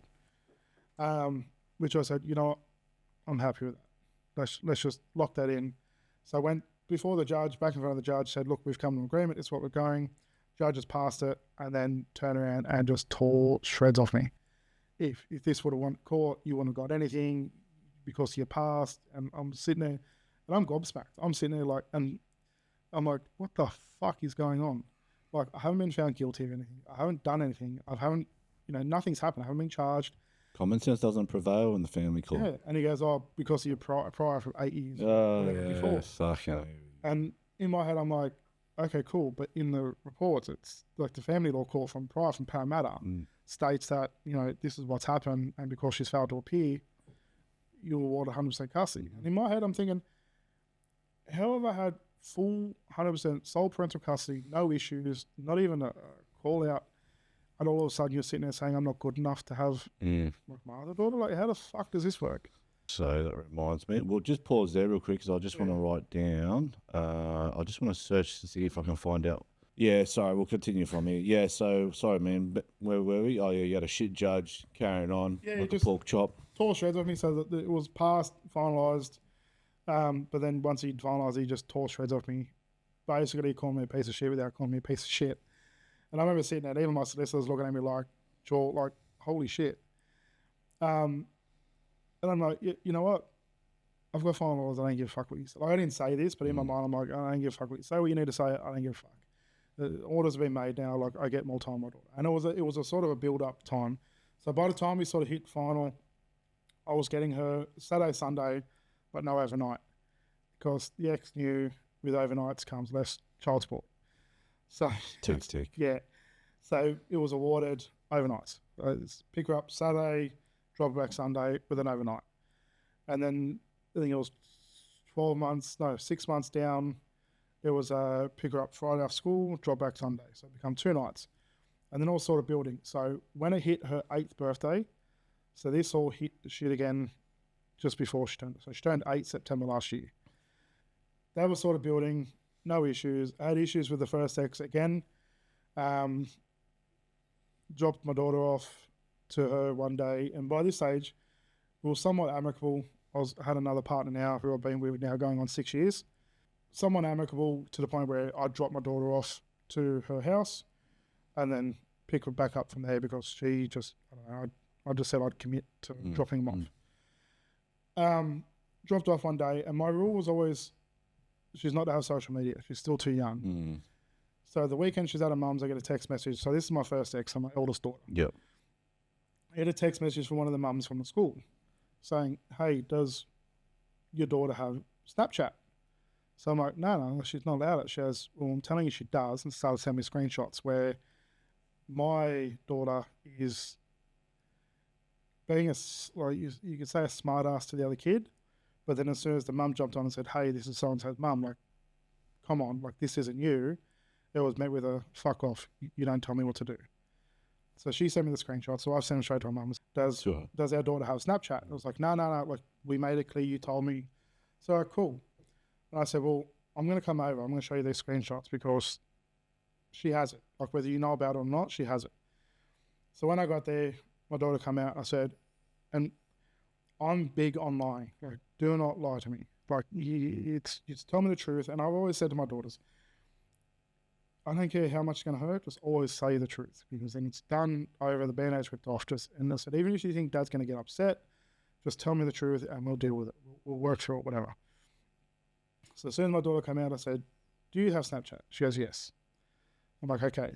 And I said, does Mum know about it? And then Mum's standing right there. And the ex like, no, I didn't know. And my daughter goes, yes, it's on her phone. Awesome. I said, get in the car, we're going. My ex then starts screaming, you're not fucking taking it. And my partner is with me at the time. So she's never been privy to any of this. She's always heard stories, but never seen any of it. My ex has grabbed my daughter and just gone, you're not taking her. Quick, get inside, lock the door. From this, my daughter just started stressing. And she's like, didn't know what was going on. She's pacing around. And my ex has picked her up, run inside the house, locked her in the house. Like, you're not taking her. How dare you? You're not touching her. Da, da, da. I'm like, I'll just call the police. I've got orders that say, like, I'll get the police. Yep, get the police. Cool. So she lived in like one of those townhouse areas. So like an estate type thing. Yeah, a little driveway. She lives in Housing Commission. And so I drove out of the driveway, went parked in the street, called the police. Had my partner with me now, who I'm still with, and she was like, what the fuck? I'm like, yes, this is welcome to my world. Welcome to it. I shouldn't laugh, but I get it because I understand. You know. But you know what? I feel that her saying that was it's one thing to tell someone what you've gone through. When they see it, it's another thing for them to see it. Yeah. So called the police. Police came, and they've basically said, you know, what's going on. And I said, you know, show them screenshots. Said this is what I've been sad with. She's not allowed to have Snapchat. Show them the court orders which I had on my phone. I said, I've got full parental custody, 100% sole rights. I need to take my daughter home because I need to address her speaking to people like this. And they're like, yep, no worries. And then so they've gone in there to speak to the ex, and they've come back out and they're like, she's alleging you slapped her. And I'm like, cool. And they're like, alleging, go. And they're like, on that, we asked your daughter said no, he didn't touch me, but the ex was there saying, no, he did. Like, tell him he did. So in their report, they've actually got, she's trying to kill you. Thank you. Yeah, so it's in the police report that she was trying to coerce my daughter against me.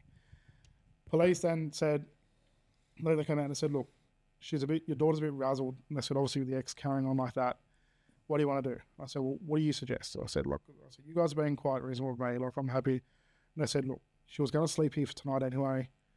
Let her stay here tonight. And I'm like, yep, look, if that's what you feel is in her best interest, I don't want her coming home being stressed.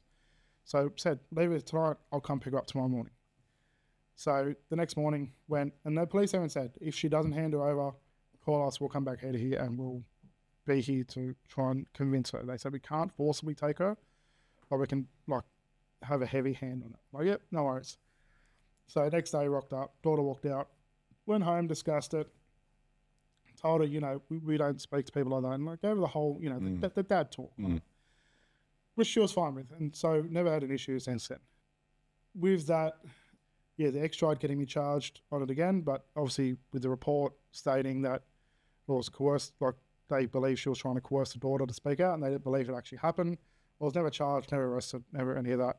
So that got squashed and thrown out. So yeah, over the 10 years of custody of my eldest daughter, I've been back to court, I think 3 times, just on other allegations and just from her. There was an incident I forgot to mention actually, that when my mum passed away, so I'd organised that I'd drop my daughter to her mum's house, which her mum's not exactly a good role model either, like the grandmother. And I said, you can spend a day with her at your mum's house so she can see like her grandmother and whatever else. I remember it was a Saturday morning, my daughter's all excited to go see her mum. So I tried messaging her saying, hey, about to leave, just checking you at your mum's house, no reply. Tried calling her, no reply. I'm like, oh, I'll just head over. Like, it's half an hour from where I live, but I'll just head over. Daughter gets out, she's all excited, like, oh, she's only, so she's about 6 now. She's about 6 years old. she gets out of the car, and I said, "Oh, go knock on the door, get your bags." And so she's run up, knocked on the door. 30 seconds later, she comes back out, bawling her eyes out. So I'm like, well, what happened? Run up the driver, picked her up. I'm like, what happened? Mum yelled at me. She doesn't want to see me. Told me to fuck off. And I'm like, what? So I said, it's all right. Like, we'll go. You come with Dad. We'll go. Get in the car. And as I'm in the car, she comes out. Why the fuck would you bring her here when I don't even answer my phone? Like, obviously, I don't want to hear. And I'm like, all right, relax. Like, she's right here. Yeah. We're going. Relax. And she's like, no. Nah. And I said to her, I said, you're a piece of shit. Like, surely you yell at your fucking 6-year-old like that. Like, what the fuck is wrong with you? And it was like, fuck you. No, done. You're not going anywhere. Watch what happens. So she's got a car out and blocked me. Like, so I'm parked on the street, but it's a cul-de-sac street. So she's nose to nose with me. And then so I've reversed to go around. Look, I'm like, move your fuckwit. Like, what are you doing? So I've gone to reverse. She's then reverse. She's gone reverse to come block me from the back. But as she's done that, I've punched her back and drive to go forward again. And I've punched it. From that, she's driven forward and smashed the back of the car. So I thought, okay, I know her game. I'm going to the police station. With your daughter in the back? With my daughter in the car. Wow. My daughter is in hysterics. She is going mental. There was a police station. If that was you would have been back in jail. Yeah. We'll get there. Yeah. We're going to get there. So wow. There was a police station roughly about 5-10 minutes from where her mother's house was. So I thought, we'll go there. I'll go straight there, report it. Because I had the back rear quarter of my car was smashed in. She had a smashed headlight, I think, from my scene, the front driver's side. So her front driver's side hit my rear driver's side. So I get to the police station and my daughter's in hysterics and I'm like, it's okay. Like, trying to calm her down a bit. Walk into the police station. I've got her in my arm. She's still got tears in her face. And they're like, oh, what happened? Told them what happened. They're like, okay, no worries. Like, do you have her address? I'm like, yep, this address, this is the number. And they're like, oh, so I'm in the interrogation room. Got my daughter with me. They brought some toys in for her, so she's playing. And they come in. They're like, she's alleging that you hit her. I'm like, how the fuck do you justify that? I said, have a look where the mark is on the side of my car, where her smash point is on the front. It's the front of the headlight. Oh, I don't know how it happened. That's what she's saying. So, well, it's fucking bullshit, mate. You can look at where the marks are, who's been hit. And he goes, okay. He goes, well, what do you want to do? I said, well, what would you normally do? I said, charge her. I've got a smashed car. I need to get fixed.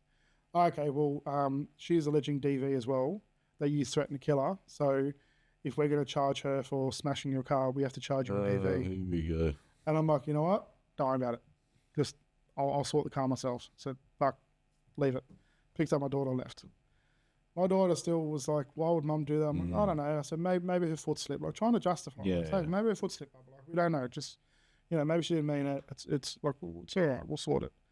Like, how do you tell a 6-year-old? Mum just tried to smash her in a car. Like, one thing I noticed with fathers that come on, they never drop themselves to the other side's petty standard. Like, for example, if that was your ex in the car, like you're making up excuses not to bag out the mum. You're like, oh, maybe her foot slipped, maybe Yeah. Whereas it was the other side, they're like, oh, he was trying to kill us. You should hate him. Don't talk to him. You know what I mean? Exactly. But I know fathers don't lower themselves to that standard. At the end of the day, it's about the kid. That's right. It's who gives a fuck what I feel? Yeah. Right now, it's what my daughter's feeling, what she's going through.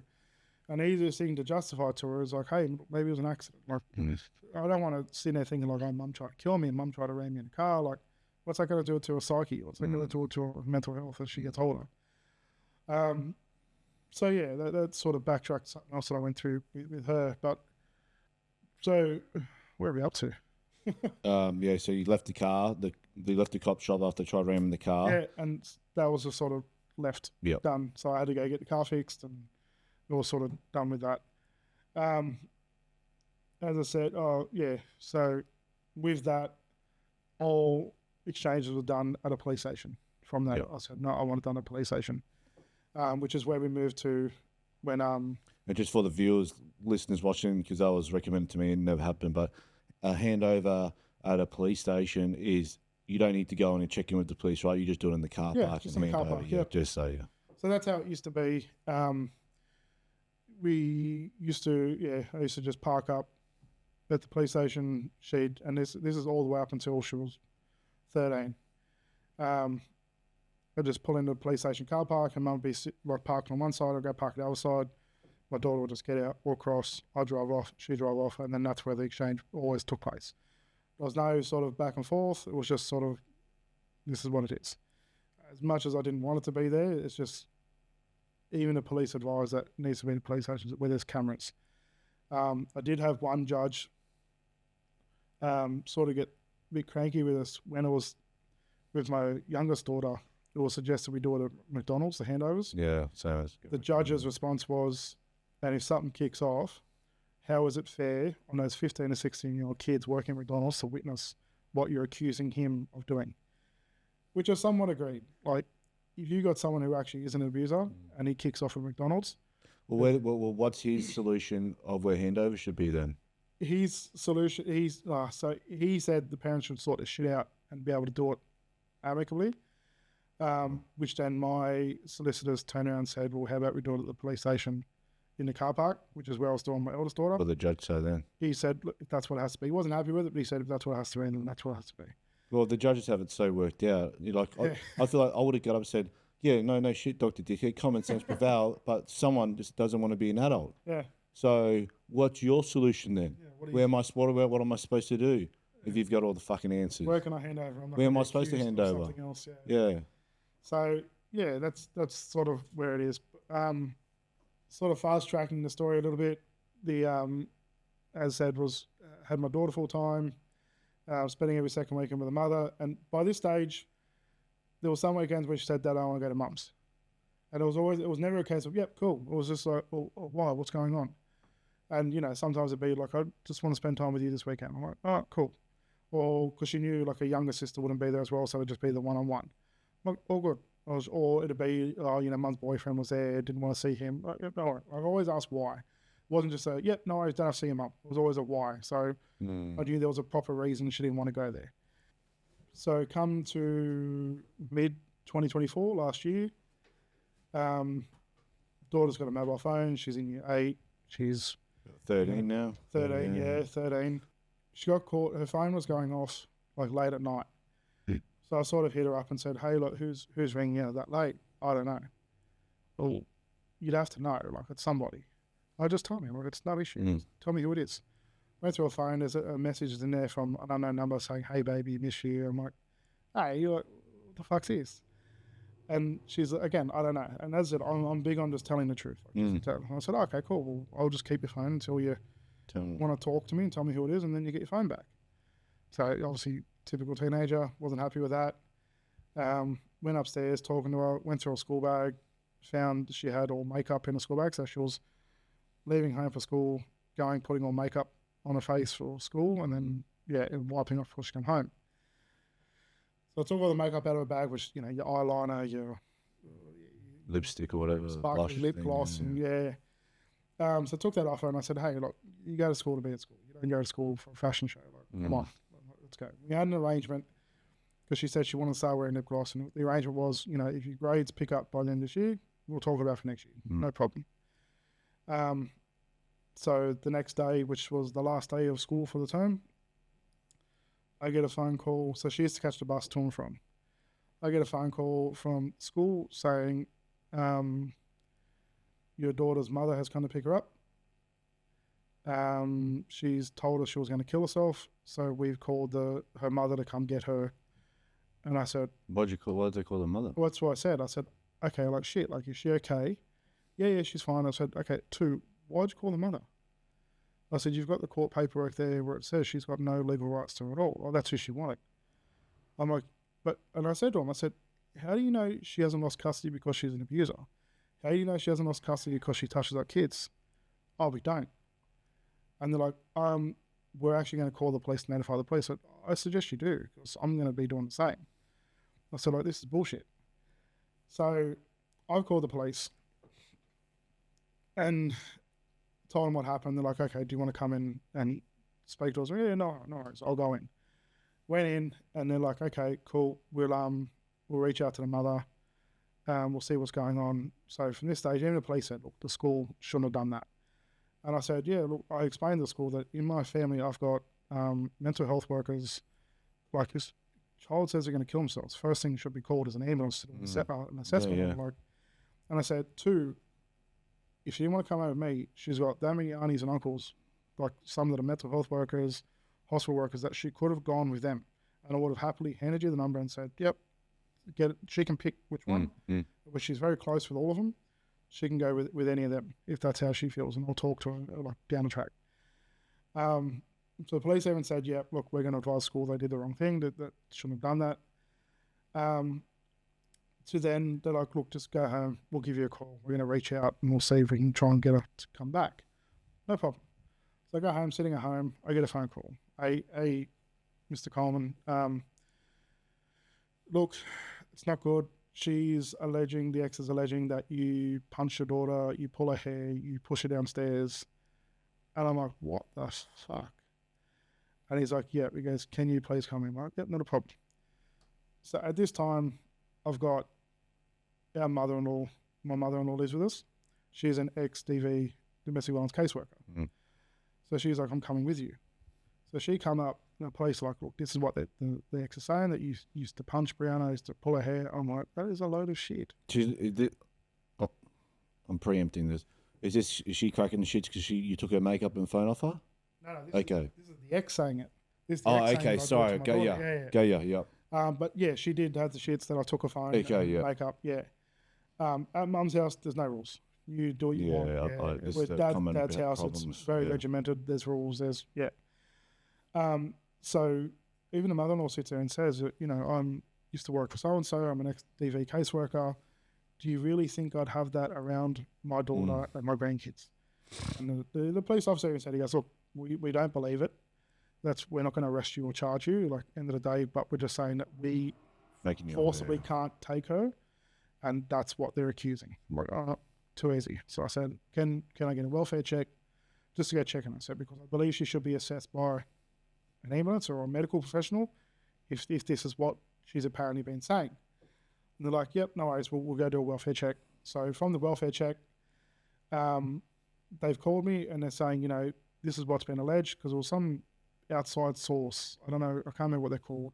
Not police. Anonymous. So it's the service that works with the police that goes in to do the welfare checks on. So she's called me and she goes, you're facing some serious allegations. I'm like, yeah, well, none of it's true. Like, it's bullshit. Like, police haven't even charged me. Like, even they've said that they believe it. Oh, well, Mr. Coleman, we need to take this serious. We're going to get, docs involved. I'm like, fuck me. So by this stage, I'm with a new partner. We've just had a son. Yeah, so I've got another kid. Still together. That happens. So then we had to go through the whole process. Organised welfare check. I wasn't allowed to speak to my daughter. First week of school holidays, I had my youngest daughter with me because we had it interval. So I had the first week, she had the second week of school holidays. So I come home, my youngest daughter would be like, oh, like, where's the oldest one? I'm like, oh, she's just at her mum's. Like, I don't want her to be. So in my mind, I'm like, here we go. Like, this is going to kick this one off again. I get police come to my house on the Friday. So the day before I'm meant to hand it back over for my week of school holidays. My partner calls me, says, police here, they come to a welfare check on youngest daughter. I'm like, awesome, can I speak to him? She said, yep. So I spoke to him, like, mate, what are you there for? And they're like, oh, the mother's called, said.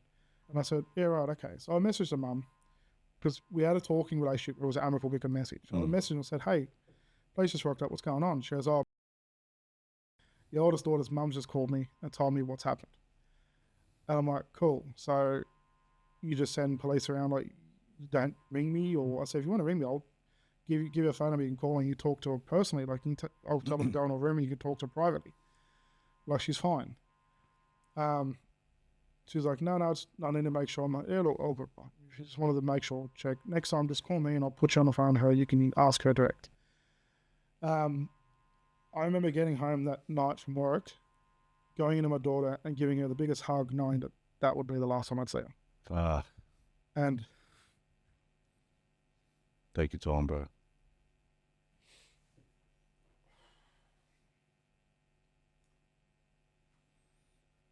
Yeah.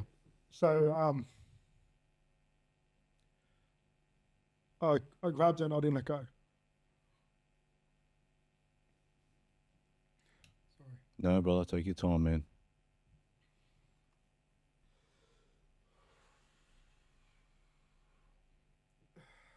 remember my daughter saying to me, like, Dad, why are you crying? And I just said, I'm going to miss you. I said, look, and I said to her, I said, you might not see Dad for a while when you go back to Mum's, but just know that I love you and we will see each other again. As soon as I dropped her off, it was like 3 days later. Court paperwork to go back to court. She's going for full custody. And, yeah, and that's when I just said, I think it was for a solid 2 weeks. I cried my eyes out. What year was this? Which why you take your time? Last year, 24. Like even my partner now, and I'm glad I met her because she showed me that not all women are like that. Oh, yeah. Yeah. Gotta have a bad apple to find the good apple.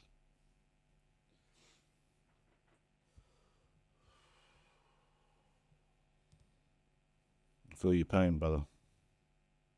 It's a pain you can't describe to anyone unless they're in your shoes. Yep. Just a 24/7 migraine in your heart that you can't take any medication to make it go away. You just have it every day. Being a father is a big piece of you that's missing. Mm. You know, and I believe it's father's instinct. They just want to protect. They want to make sure they're okay. And the family law system is stripping that right away from fathers, especially like loving fathers who just want to love their kids and make sure they're okay and protected.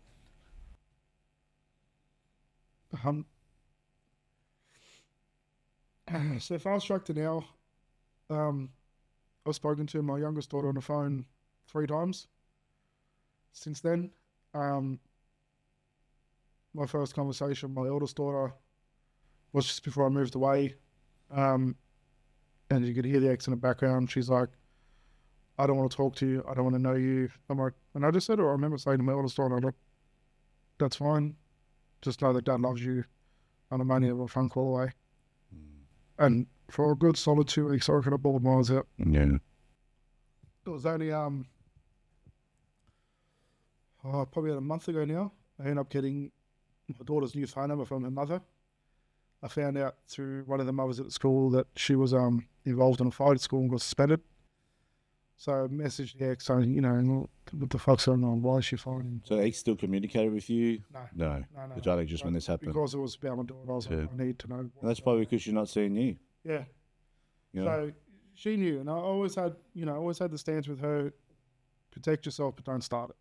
Yeah. At the end of the day, I always told my girls, and, you know, I'll tell my son, if you get into a fight and I found out you started it, I'm going to be very disappointed, bro. You get into a fight and you're protecting yourself, like, you will not ever get in trouble that day. So I've messaged the ex, you know, what's going on? And she goes, well, your stance is as long as she's defending herself. I said, 100%. I said, but what happened?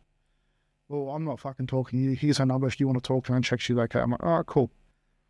Gave me the number, and I sat on it for about a month. And I thought, given our last interaction, I don't want to put the pressure on her and her she'll get angry. So I remember I called her on private number, and I called her when she was just finishing school. So I knew her mother wasn't with her. She was just by herself. And Gonna bring up some trauma, brother, I know. Just remember when you open up, what's going to help open up all other broken files out there. yep.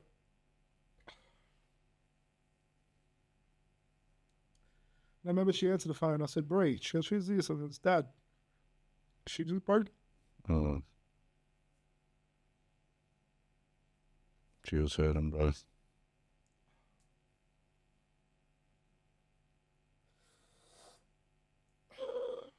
Yeah, she broke down crying. I remember asking her what's wrong. And she said, oh, nothing. She said, but then I can't talk. I'm like, well, that's okay. I said, you tell me when you're ready. And I said, and we're going to talk. And I said, well, I just need to know that you're okay. She said, I'm okay. And I said, oh, no worries. I said, you let me know when you're ready. And I said, like, I love you.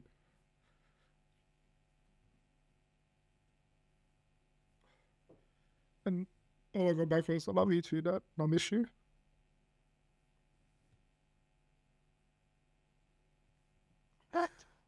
Okay, brother. You'll watch this one day.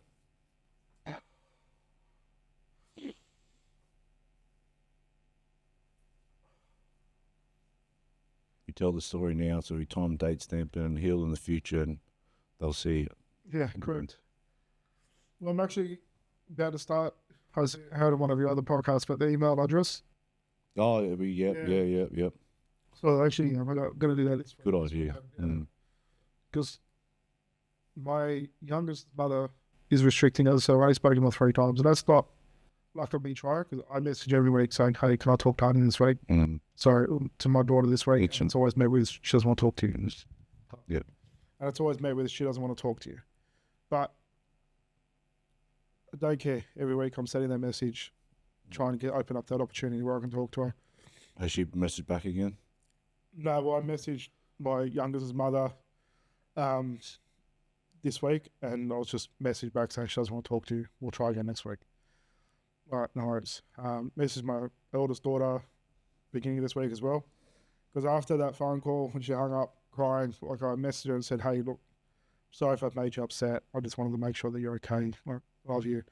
And we texted that sort of whole afternoon, sent her pictures of her brother, because I've got a son now to my current partner, sent her pictures of her brother. I said, like, I gave her an update. I said, he's walking, he's doing this, how have you been, what's been happening?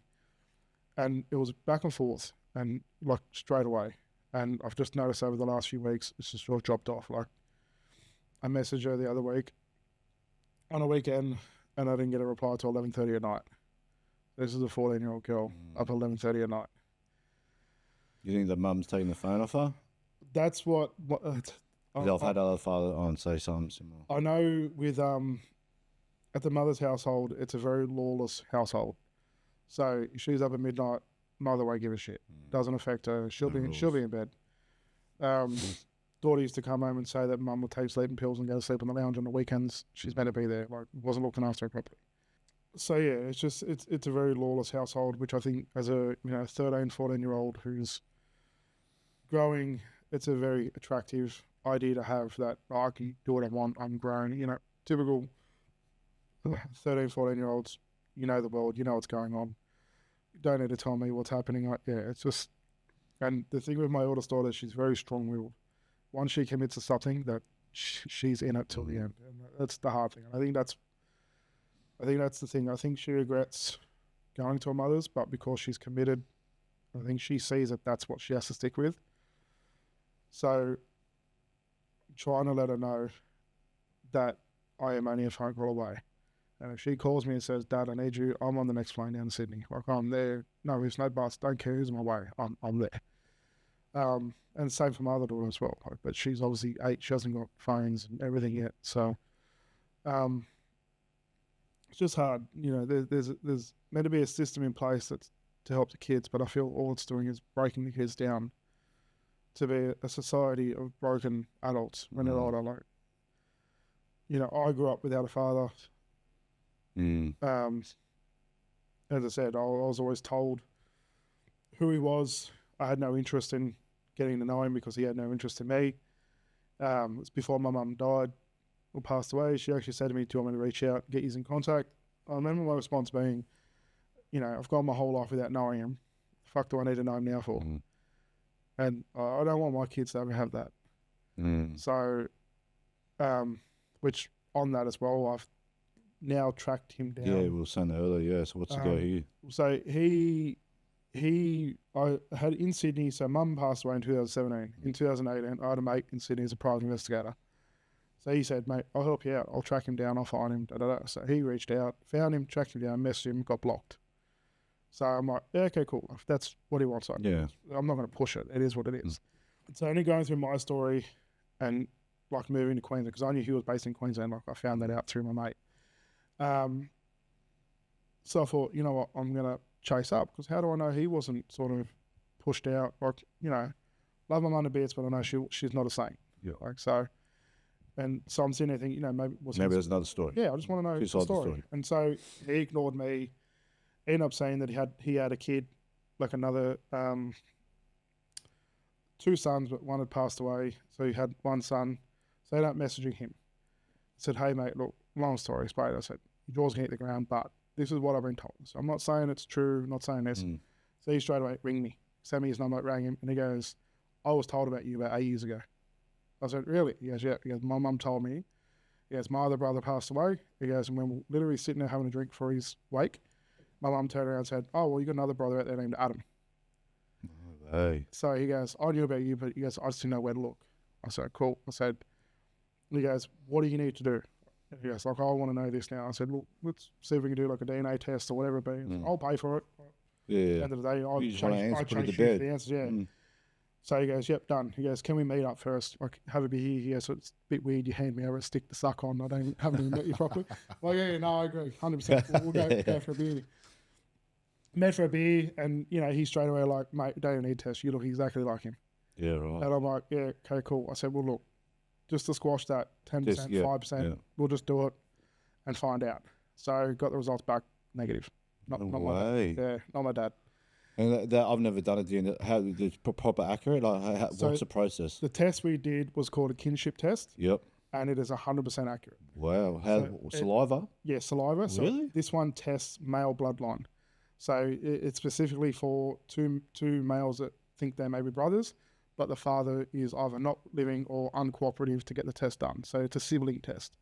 So you share the same, I think it's Y chromosome men's have.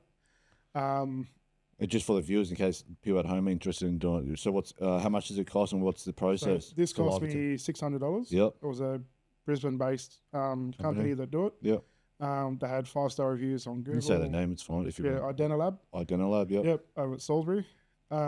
Salisbury. I grew up in Morocco, yeah. So went and bought the test. They do court-ordered ones as well, so ones where they actually get you in front of the test in front of them. With this one, you know, I was like, it's not court-ordered. He wants to know now. I just want to know. I'll take the test, dropped one off to him, had a beer with him. Got the results back, and, yeah, inconclusive. So, yeah. Was he shocked too? Yeah, even he said, he goes, so because he put his name down for email, so the email got sent in as well, so he knew. So he messaged me straight away. He goes, mate, did you get the email? I said, yeah, I did. I said, look, what the fuck? I said, sorry. He goes, no. He goes, I'm sorry, you didn't get answers. He goes, but fuck. He goes, I was. So, I mean, if his mum's told you that, your mum told you that. Yeah. Has your alleged father, the guy that you thought was, has he reached out at all? No. So your alleged brother. So he's not your brother, then, I guess. No. Did he say anything to his dad? Yeah. So he messaged him and said, "Hey, this is what's happening." At first, he told me. He was like, "Nah, it's bullshit. It's not true." So he's like, and then when we booked into the test, he said he reached out to him and said, "Hey, look, we're getting this test done." And he goes, his attitude changed. He was like, "Hey, look, just let me know how it goes. I want to know." So he goes, he may be open to it. He goes, just letting you know. He goes, there's 50-50. But then when it come back negative, I said to him, I said, mate, tell you that I'm sorry. Yeah. Like, you know, no point. I just wanted an answer. It wasn't a no obligation. I said, even if it come back positive and you didn't want to talk to me, he didn't want to talk to me, I said, all good. As long as I just had the answer there. Like that's all I wanted out of this. But yeah, come back inconclusive. So I'm sort of like, mum's passed, both grandparents have passed, an only child. Auntie's passed away. I got an uncle in like New South Wales still. He doesn't, like, he's got an idea, but sort of said he's sort of very vague. He thought it was him as well. So I'm sort of cool. Oh, there goes that sort of avenue. And I don't want that for my kids or any of my friends' kids, you know, to ever sit there and say, I don't know who my dad is. Like for me as an adult now, sitting there saying as an adult, like, I don't know where half of me is from or who the fuck it even is. It hurts because as I'm saying to my wife now, I said, you know, when our son grows up and says, oh, who's your dad? I don't know.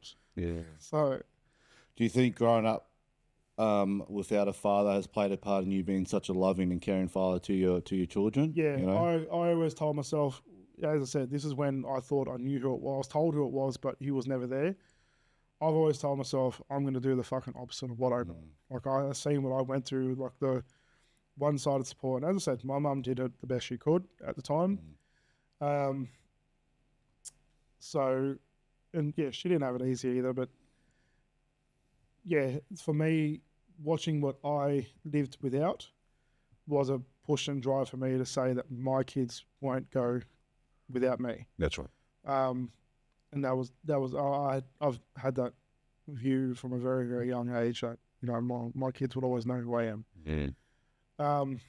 Unfortunately, with everything that happened mid last year, I've had to take myself out of New South Wales, now living in Queensland. Yeah, And it was purely because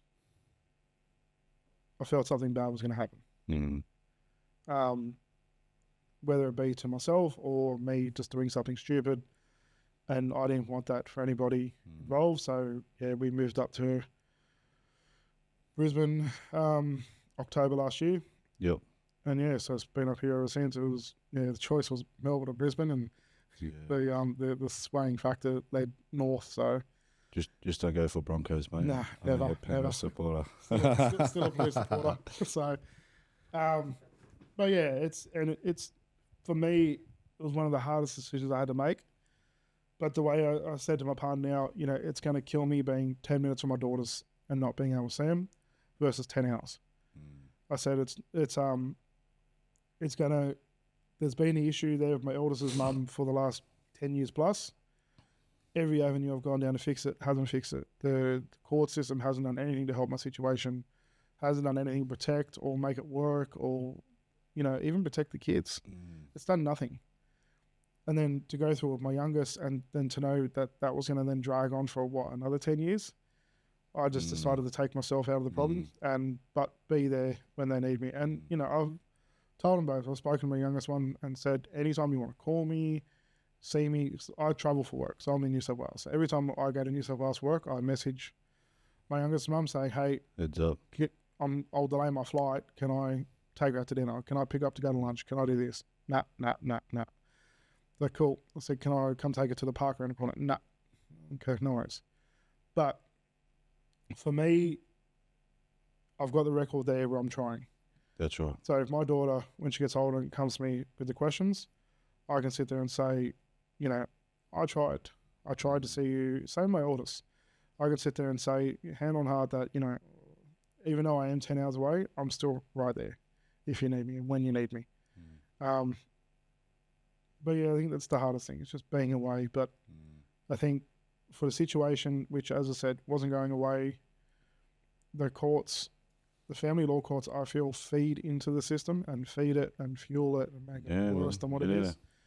It wasn't getting any better. And as I said, 10 years in court, and I was... Oh, broke? Yeah. Mate, I lasted 3. Yep. I lasted 3. Yeah. And like I've said in many deployments and all that, that court broke me. Yeah. I was thinking of it before, when you're saying she says no to everything. Same as my ex, same as a lot of other guys. No. Like,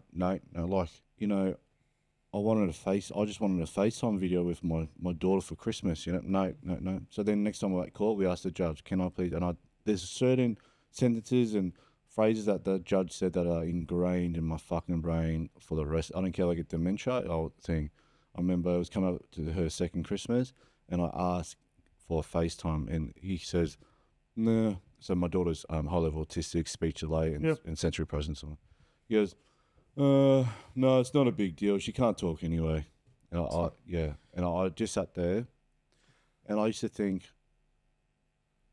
as a father, you want to get up and like, fuck, let's swap seats, cunt. Yeah. Let's see how you look. Let me take your privilege. Yeah. And I used to think, you know what, I don't wish this upon anyone, but let's just say the Taliban kidnap your child. Right, and then the negotiator called Taliban. The negotiator FaceTime Taliban. The Taliban will pick up every single fucking time because they want to show, here's your hostage, all in good peace. You want to talk? Because they want something from you. Yeah. Are you really ring the Taliban? They FaceTime. I'm not saying I wish this upon anyone, but I'm just trying to make a point here. They will fucking pick up.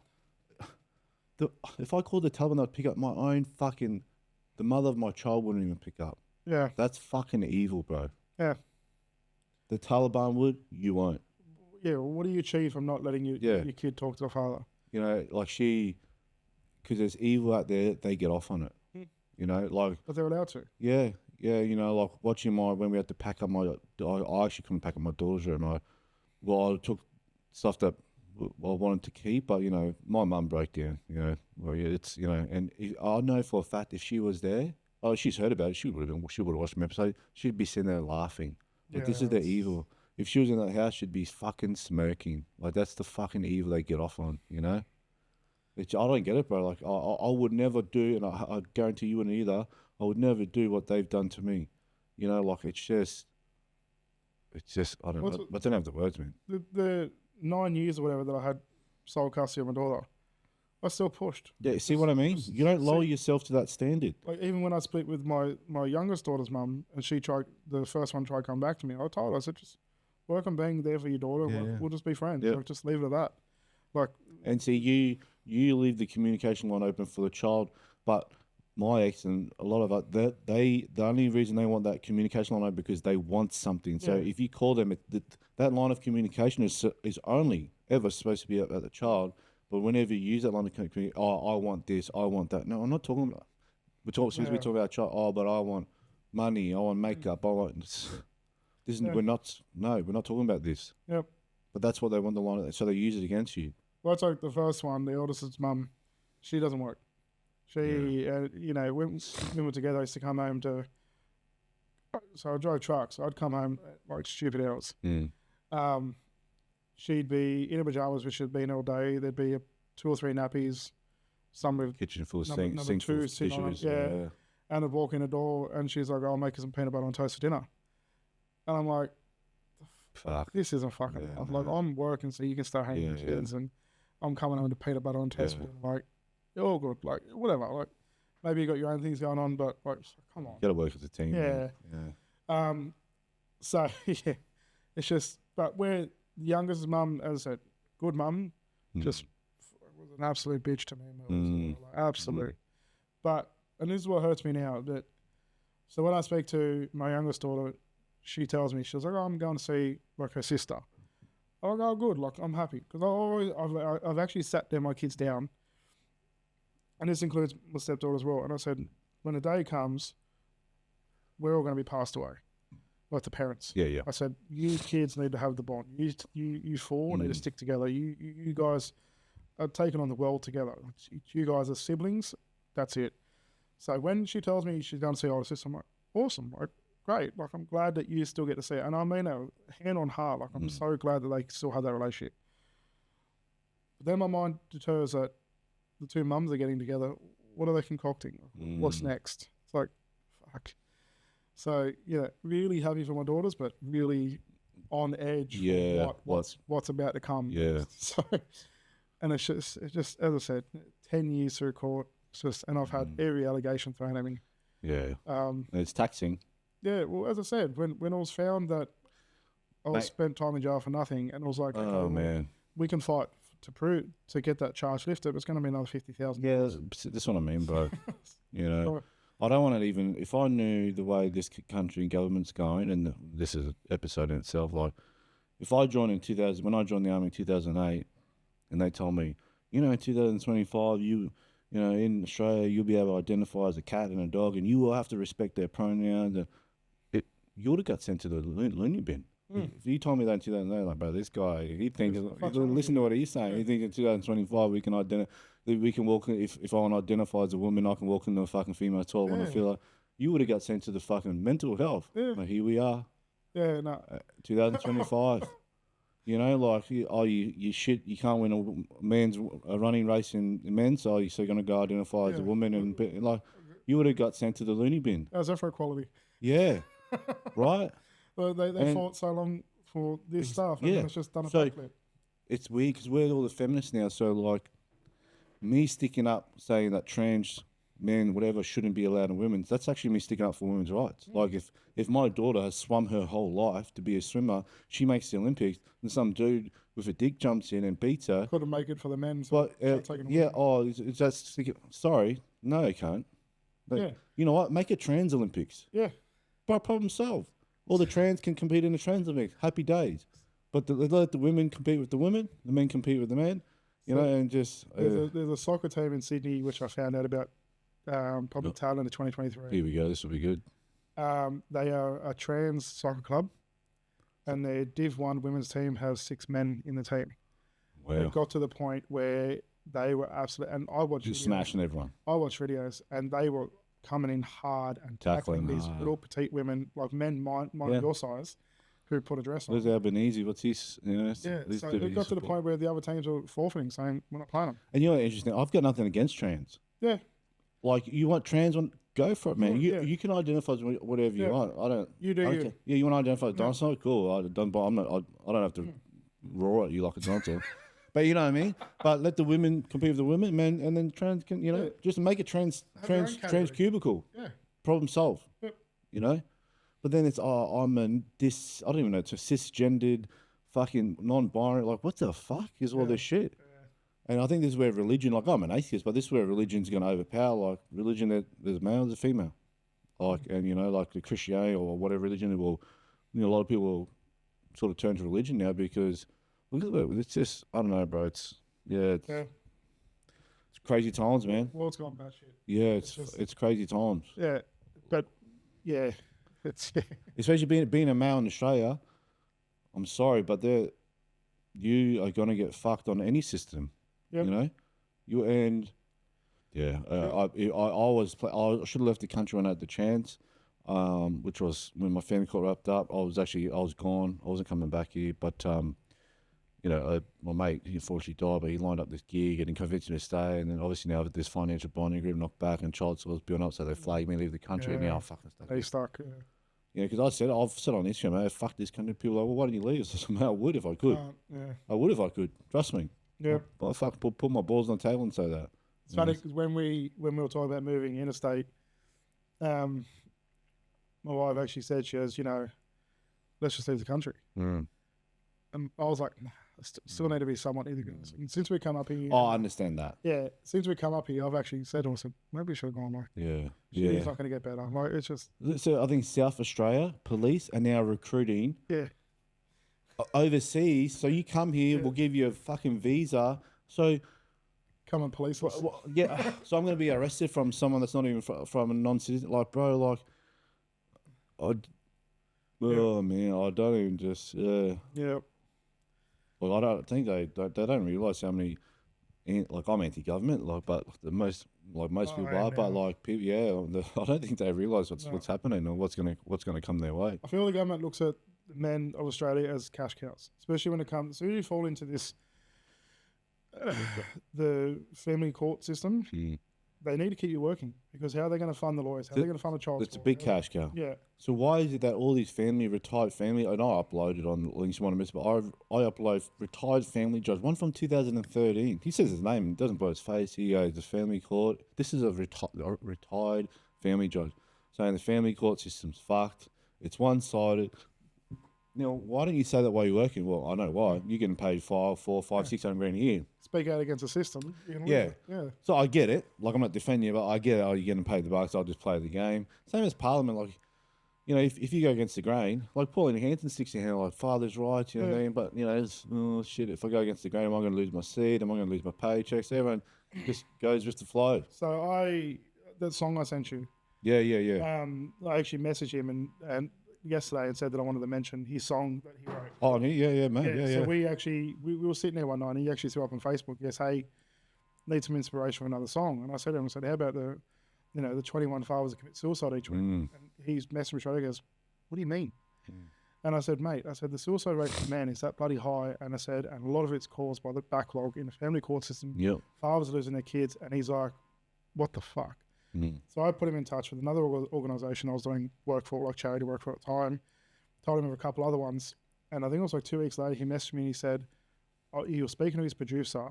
And his producer actually said he'd lost, don't quote me on this, it was either his brother or one of his good friends to suicide a month before this all happened. And he goes, I never knew this shit went on. He goes, I never knew how bad this was. He goes, it's only that you've now made it aware to me and I'm starting to ask questions. I'm seeing how bad it is. And I messaged him last night and I said, hey, bro, I'm jumping on a podcast. Are you all good if I mention your song? I said, I've actually fixed your song to you. And he messaged back and goes, this song wouldn't have existed if it wasn't for you. Yeah. He goes, you are the momentum behind this. You are the positive drive. He goes, mate, push it as far as you need it. And he goes, since I wrote that song, he goes, I've had that many people reach out to me saying thank you. Yeah. Like, because it touches on, like, kids aren't the weapons. We're using them as weapons to fight each other. And it shouldn't happen. Sorry, give a shout to... Lotsy, so Aaron. Yep. So he wrote a song called 21 Fathers, which is basically touching on the male suicide, mostly around the family law court. So, shout out to him. And beautiful. Done because I can't even count. I've lost count how many times that song's actually saved me. Yeah. I've just Oh, rocked good down on in the you. dumps and I play it and I bawl my eyes out. Yeah, man. So Bro, Big Chocky from Sydney. We haven't met, but we keep in touch. He's done he's very outspoken. Yep. I enjoy his content. He stuck up for me and shared some of my stuff. He also agrees this country's going down. But when he's got a big following, when he uploaded my story about being broken in the family court system, he goes, bro, my inbox on Instagram and TikTok blew up with fathers saying same boom, boom, same as. Yeah. He goes, because he hasn't been through the system, but he didn't realize. I said, yeah, bro, like this is, because we're as men, and I don't know if it's a pride thing, but us as men, we're not known to talk. Like we suck our problems up, we deal with them, we move on. And that's a hard thing because we don't talk and because we don't have a voice out there. So I believe this podcast is giving that voice to men. That's my plan. Yeah, because we don't have a voice. We don't have people in Parliament to speak up for us. We don't have anyone. Yeah. It's just, any service we do have is a shared service. It's not a direct line for men to sort of reach out to. So I feel like a lot of men go unheard. And then from that, they feel like they're just pushed aside. They don't care. Which then drives to the suicide. Like I've lost mates to suicide because of this stuff. Yeah, man. Personally, I had one. His wife didn't even make it up. And like, I'm not condoning the behaviour at all, please. But his wife literally, they had an argument. She said she's taking the kids, never seen him. By the time she got in the car, kids in the car, drove out, he shot himself. Like, and it's just, you got to sit there and think what goes through our minds to feel that is our only option. Yeah. Like it's just so hard because there's so much options out there which can be offered to us, but they're not. Well, you go to court. There's women's legal service. Yeah. Women's legal aid. Where's all the men's legal service? There's no men's legal service. There's nothing for men. Yep. Go get a better job, pay for it. Yeah. It's just like, and like, I was fortunate. Like I've always worked decent jobs and heaps of money so I can pay for it. And I said, I think I've hit about the 130K. But still, for you to spend another 50 grand to remove a charge that shouldn't have been a charge in the first place, what's that tell you about the system? But then if I went bought into this again, there's another like 50 to 80K again on that. Every time I watch the news, some pedophile has been released on bail because the judge thinks prison time will affect his rehabilitation. Yeah. And then you go, the My Kitchen Rules couple, fucking that's some Samoan dude and some chick, she pleads guilty to 6. She pleads guilty to 6 child like pushing the kids, speeding. She pleads guilty. Oh, okay. Look, no conviction recorded. Like, bro, and then you text message. But you text message prison. Yep. This. Yep. This doesn't make sense to me. No, as I said, it's a cash cow. As long as they keep us in that system, keep us cycling through the system, it's money being funneled to the courts, to the solicitors, to ICLs, everyone involved in the pit. It's a big piece of the pie. Everyone has a piece in it. Yep. Even though the men's behaviour, like he's a nice guy, but every time someone gets sent to him, the circle of security. And if you don't agree with them and their points on it and don't accept what they want you to accept, even if you haven't done something, you fail the course. Yeah. You go to court and say, I know. Yeah. So it's just hard. It's just the system's broken. And it's been broken for far too long, and it takes people to stand up and to voice what they have. And like this platform's good because it gets people's voice out there. Yeah, thanks, bro. But there's so many stories out there like that need to be spoken. There's so many people that need to stand up. So many fathers, and I know people just walk in, they just walk in and agree to everything, and just so they think it's going to speed up to them seeing their kids. Like, they don't understand, they may agree and get an hour a week with their child, but then that's going to drag them on for 5 years. Yeah. And because then you've got to fight what you agree to. Yeah. It's hard. Yeah, man. Brother, how are we feeling? A lot of stories. Yeah. Are you feeling up, feeling better? Yeah, feeling good. I feel a lot. I feel most people when they leave here, they feel like it's a chapter that they've addressed and they can help move forward, release some trauma. I'm very black and white, and like even driving here, I called like my wife and I sort of said, what do you think I should say? What do you think I should hold back? And even she said, she goes, nothing. She goes, tell me. Good on you. She goes, say everything. She goes, you've never hidden from your story. She goes, don't hide from it now. So right, too easy. Yeah. So it's still very raw and emotional. 10 years dragging on. Yeah. I know a lot of people if in my situation, wouldn't be even here today. Yeah. But it does take its toll. And, you know, I think the reason I'm still here today is because of organisations I've done work for. It's mates that I've met doing that sort of work. Like we used to build caravans for DV support and, you know, victims of DV. And, you know, you don't hear about that in the court system. No. You don't hear about the things that I've done in the background now. Like we used to build kid-out caravans for victims of domestic violence, and that was like my little side hobby in the back end. Yeah. I'd give up my weekends for that. But they don't care. In the eye of the court, I'm this monster because I'm big, bearded and tattooed. And yeah. So I was mentoring some boys from Kebra Park. They were in grade 12. The footy team they used to play for Narang Roosters. We'll take them down to my mate's gym, Sean's gym, training them. Anzac Day, I walked on the rugby field with Firming speech, and you know, but they don't care. Courts don't care that you're mentoring, 17-year-olds that, you know. The good things you do. Well, up until all this went on, I was president of a soccer club back at home. I coached my daughter's soccer team, and then I coached all three of my daughter's softball teams as well. So these are things that I did with my kids. So yeah, they don't care. No. And I had two daughters that played representative softball, and I had one daughter that plays representative soccer. And I used to coach all their grassroots level teams. I used to be president and vice president of their clubs just to try and build and get them into it. But they don't care about that. No. That's a good thing. We don't want to mention that. That's right. What they're saying. Well, what's good things the mum did, though? We'll take that on board. Yeah. Brother, did we miss anything? Because I always finish on conclusion questions, but I want to make sure this is your story, your time. No, not that I can remember. As I said, I was trying to piece together a 10-year timeline there, so... You'll probably drive home like, fuck. Yeah, I should have mentioned I was the same, man. Even on mine, I was like... And, you know, mine's quite fresh compared to yours. Well, very fresh. But, you know, there's even stuff I forgot to mention that. But you go down a rabbit hole. Yes. You come back and you're like, fuck. But, you know, how are you supposed to tell 10 years in 2 hours? So you can't. Yeah. You can't. No, and look, and even shout out to my partner now. If it wasn't for her, I don't think I'd be good where on I am. Yeah, mentally. Yeah, mate. The amount of, and you know what's crazy? Like across all platforms, I've had support. I've had 90% support across all platforms, and you might get it dirty. Like, you know, for every father I've got a crazy ex that follows me. So, you know, every now and then you'll get someone from that crazy ex's family like, this is bullshit. You know, that's expected. Yeah. But the amount of support from women I've got, and it's usually women like your partner or someone that's with a father now that's still dealing with and they see it like, oh my fucking God. Yeah. You know? So, and I would have thought I had a feminist like attack me right now. I haven't had any. Now that I've said it, I probably will. Yeah, okay. Because I didn't even know, do you know who Abby Chatsfield is? No. Either did I. But I see all the guys, like when I upload it, all the followers, like, yeah, what do you have to say now, Abby Chatsfield? I'm like, who the fuck is Abby Chatsfield? I Googled her.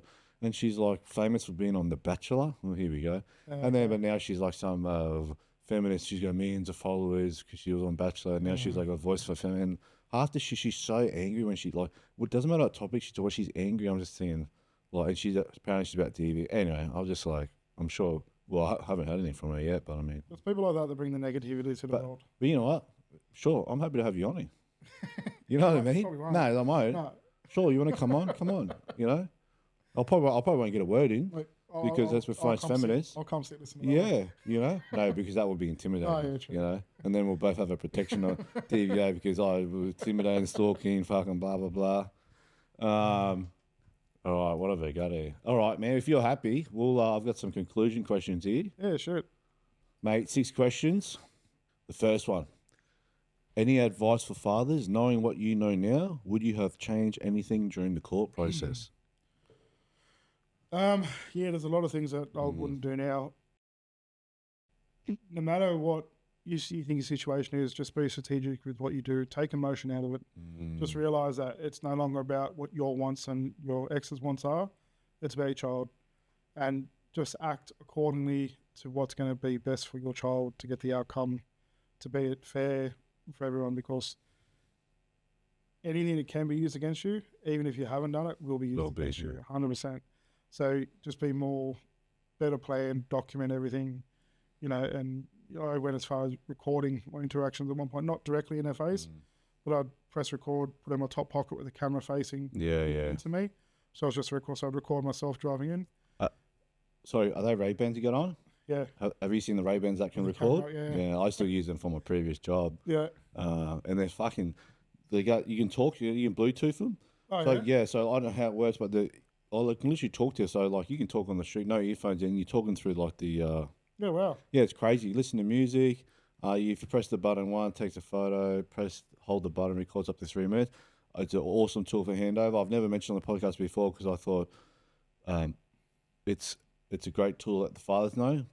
But you got to remember, whenever I'm letting a father know of a good tool, I'm letting the other side know. Yeah. It's a double-edged sword, you know. You got to be careful though, because if you're perceived as recording them face to face, it can be.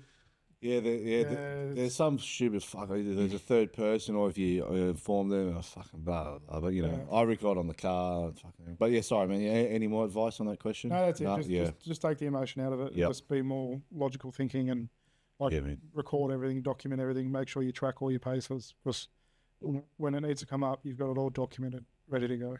You're not sort of scratching your head going, I don't know, because you can guarantee have everything lined up. Yep. Ready. So yeah. Mate, question number 2: how do we change the system? Platforms like this.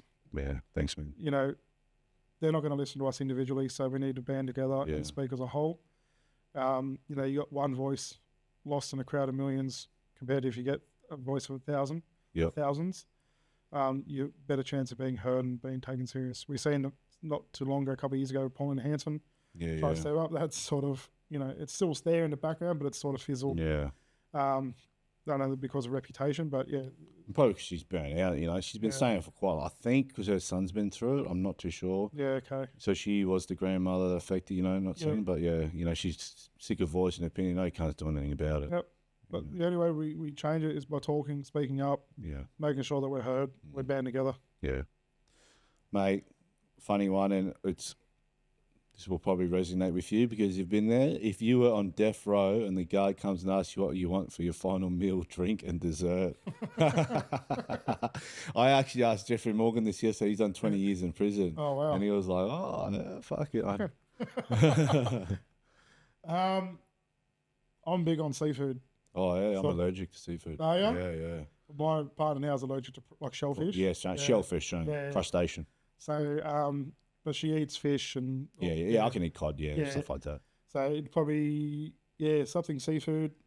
It's going to sound a bit corny, like I'm sucking up, but my wife, she's a chef by trade, but she does like alcoholic desserts. Oh, yeah? Yeah, so I'll probably get her to make me a creme brulee donut. Oh, mad.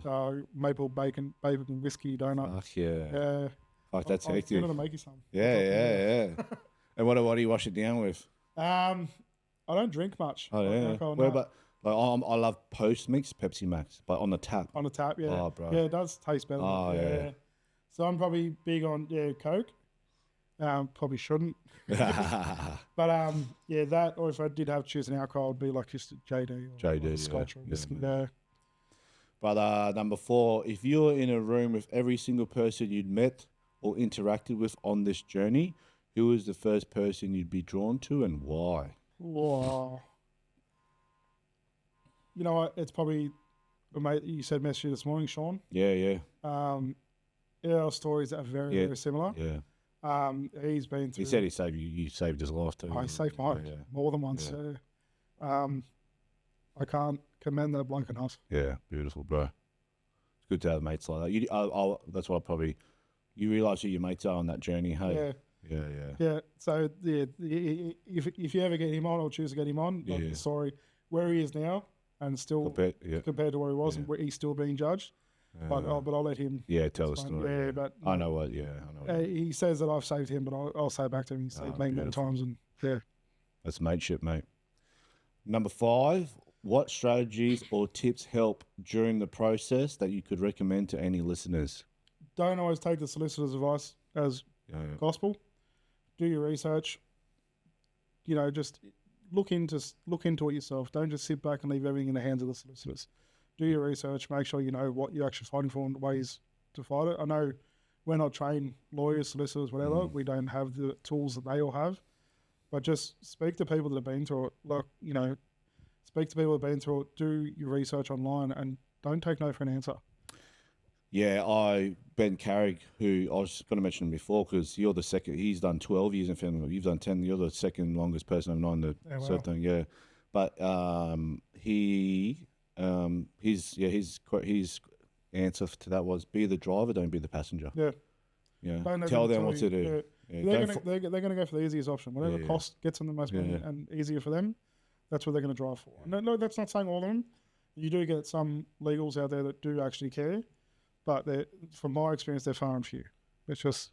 I think some more law firms just lost some more business because of another episode from me. Well, yeah, hold them accountable. Yeah, that's right. Yeah. Every other profession gets held accountable for their mistakes. Why not the legal system? Yeah, that's right. Why not the judges? Why not the solicitors? Yeah. So, yeah. Mate, last question. This one might get you. Any message for your children? Here we go. Take your time. Man. Probably just don't ever forget Dad loves you, and you know, my eldest would know that I'd go to the end of the earth for her. Yeah. I don't think my youngest has been given the opportunity to properly say that. But I want them to always know Dad loves them. Dad's always here. I'm only ever a phone call away. Beautiful. Yeah, and there isn't a second that I wouldn't put them before anything else in this world. Beautiful, bro. Mate, before I wrap up, if I don't know, I always give the opportunities. If you're big on social media, some people are, some people are not. It's all good. But well, mate, on behalf of the Broken Fathers podcast, mate, I'd like to thank you for coming on, taking time out of your weekend to come down, share your story. I have no doubt that your story will connect, resonate, and even save some broken fathers out there that are listening and watching. Trust me, after every episode, I'll get the messages, mate. Like, you get any questions for me, or shoot them through me. I'm happy to speak to people. As I said, we don't spread awareness by just sitting back and not doing anything. That's right. If anyone wants to speak to me, I'm happy if you share my Facebook or whatever, and they can reach out and message me. Beautiful. And I'm happy to sort of guide and help wherever I can and wherever I can. So, well, man, I'd like to thank you for coming on, and I have no doubt that my viewers and listeners appreciate it too. And mate, I wish you nothing but the best fortune and energy moving into 2025. Hopefully Panthers come last on the ladder for once. Won't happen. Hey, what goes up must come down. You had it all right, 4 years. 5 and 25. Oh, fuck, don't say that. But yeah, mate, all the best, and I appreciate it. We'll keep in touch, and we'll get Sean on in the future. 100%. Mate, just thank you for everything you're doing for this. I know wouldn't it be easy you starting something like this and helping men get a voice out there, including your own voice. Yep. So yeah, thank you from myself, and I'm sure many others out there as well. Thank you, brother. Appreciate it. Ta. Cheers, man.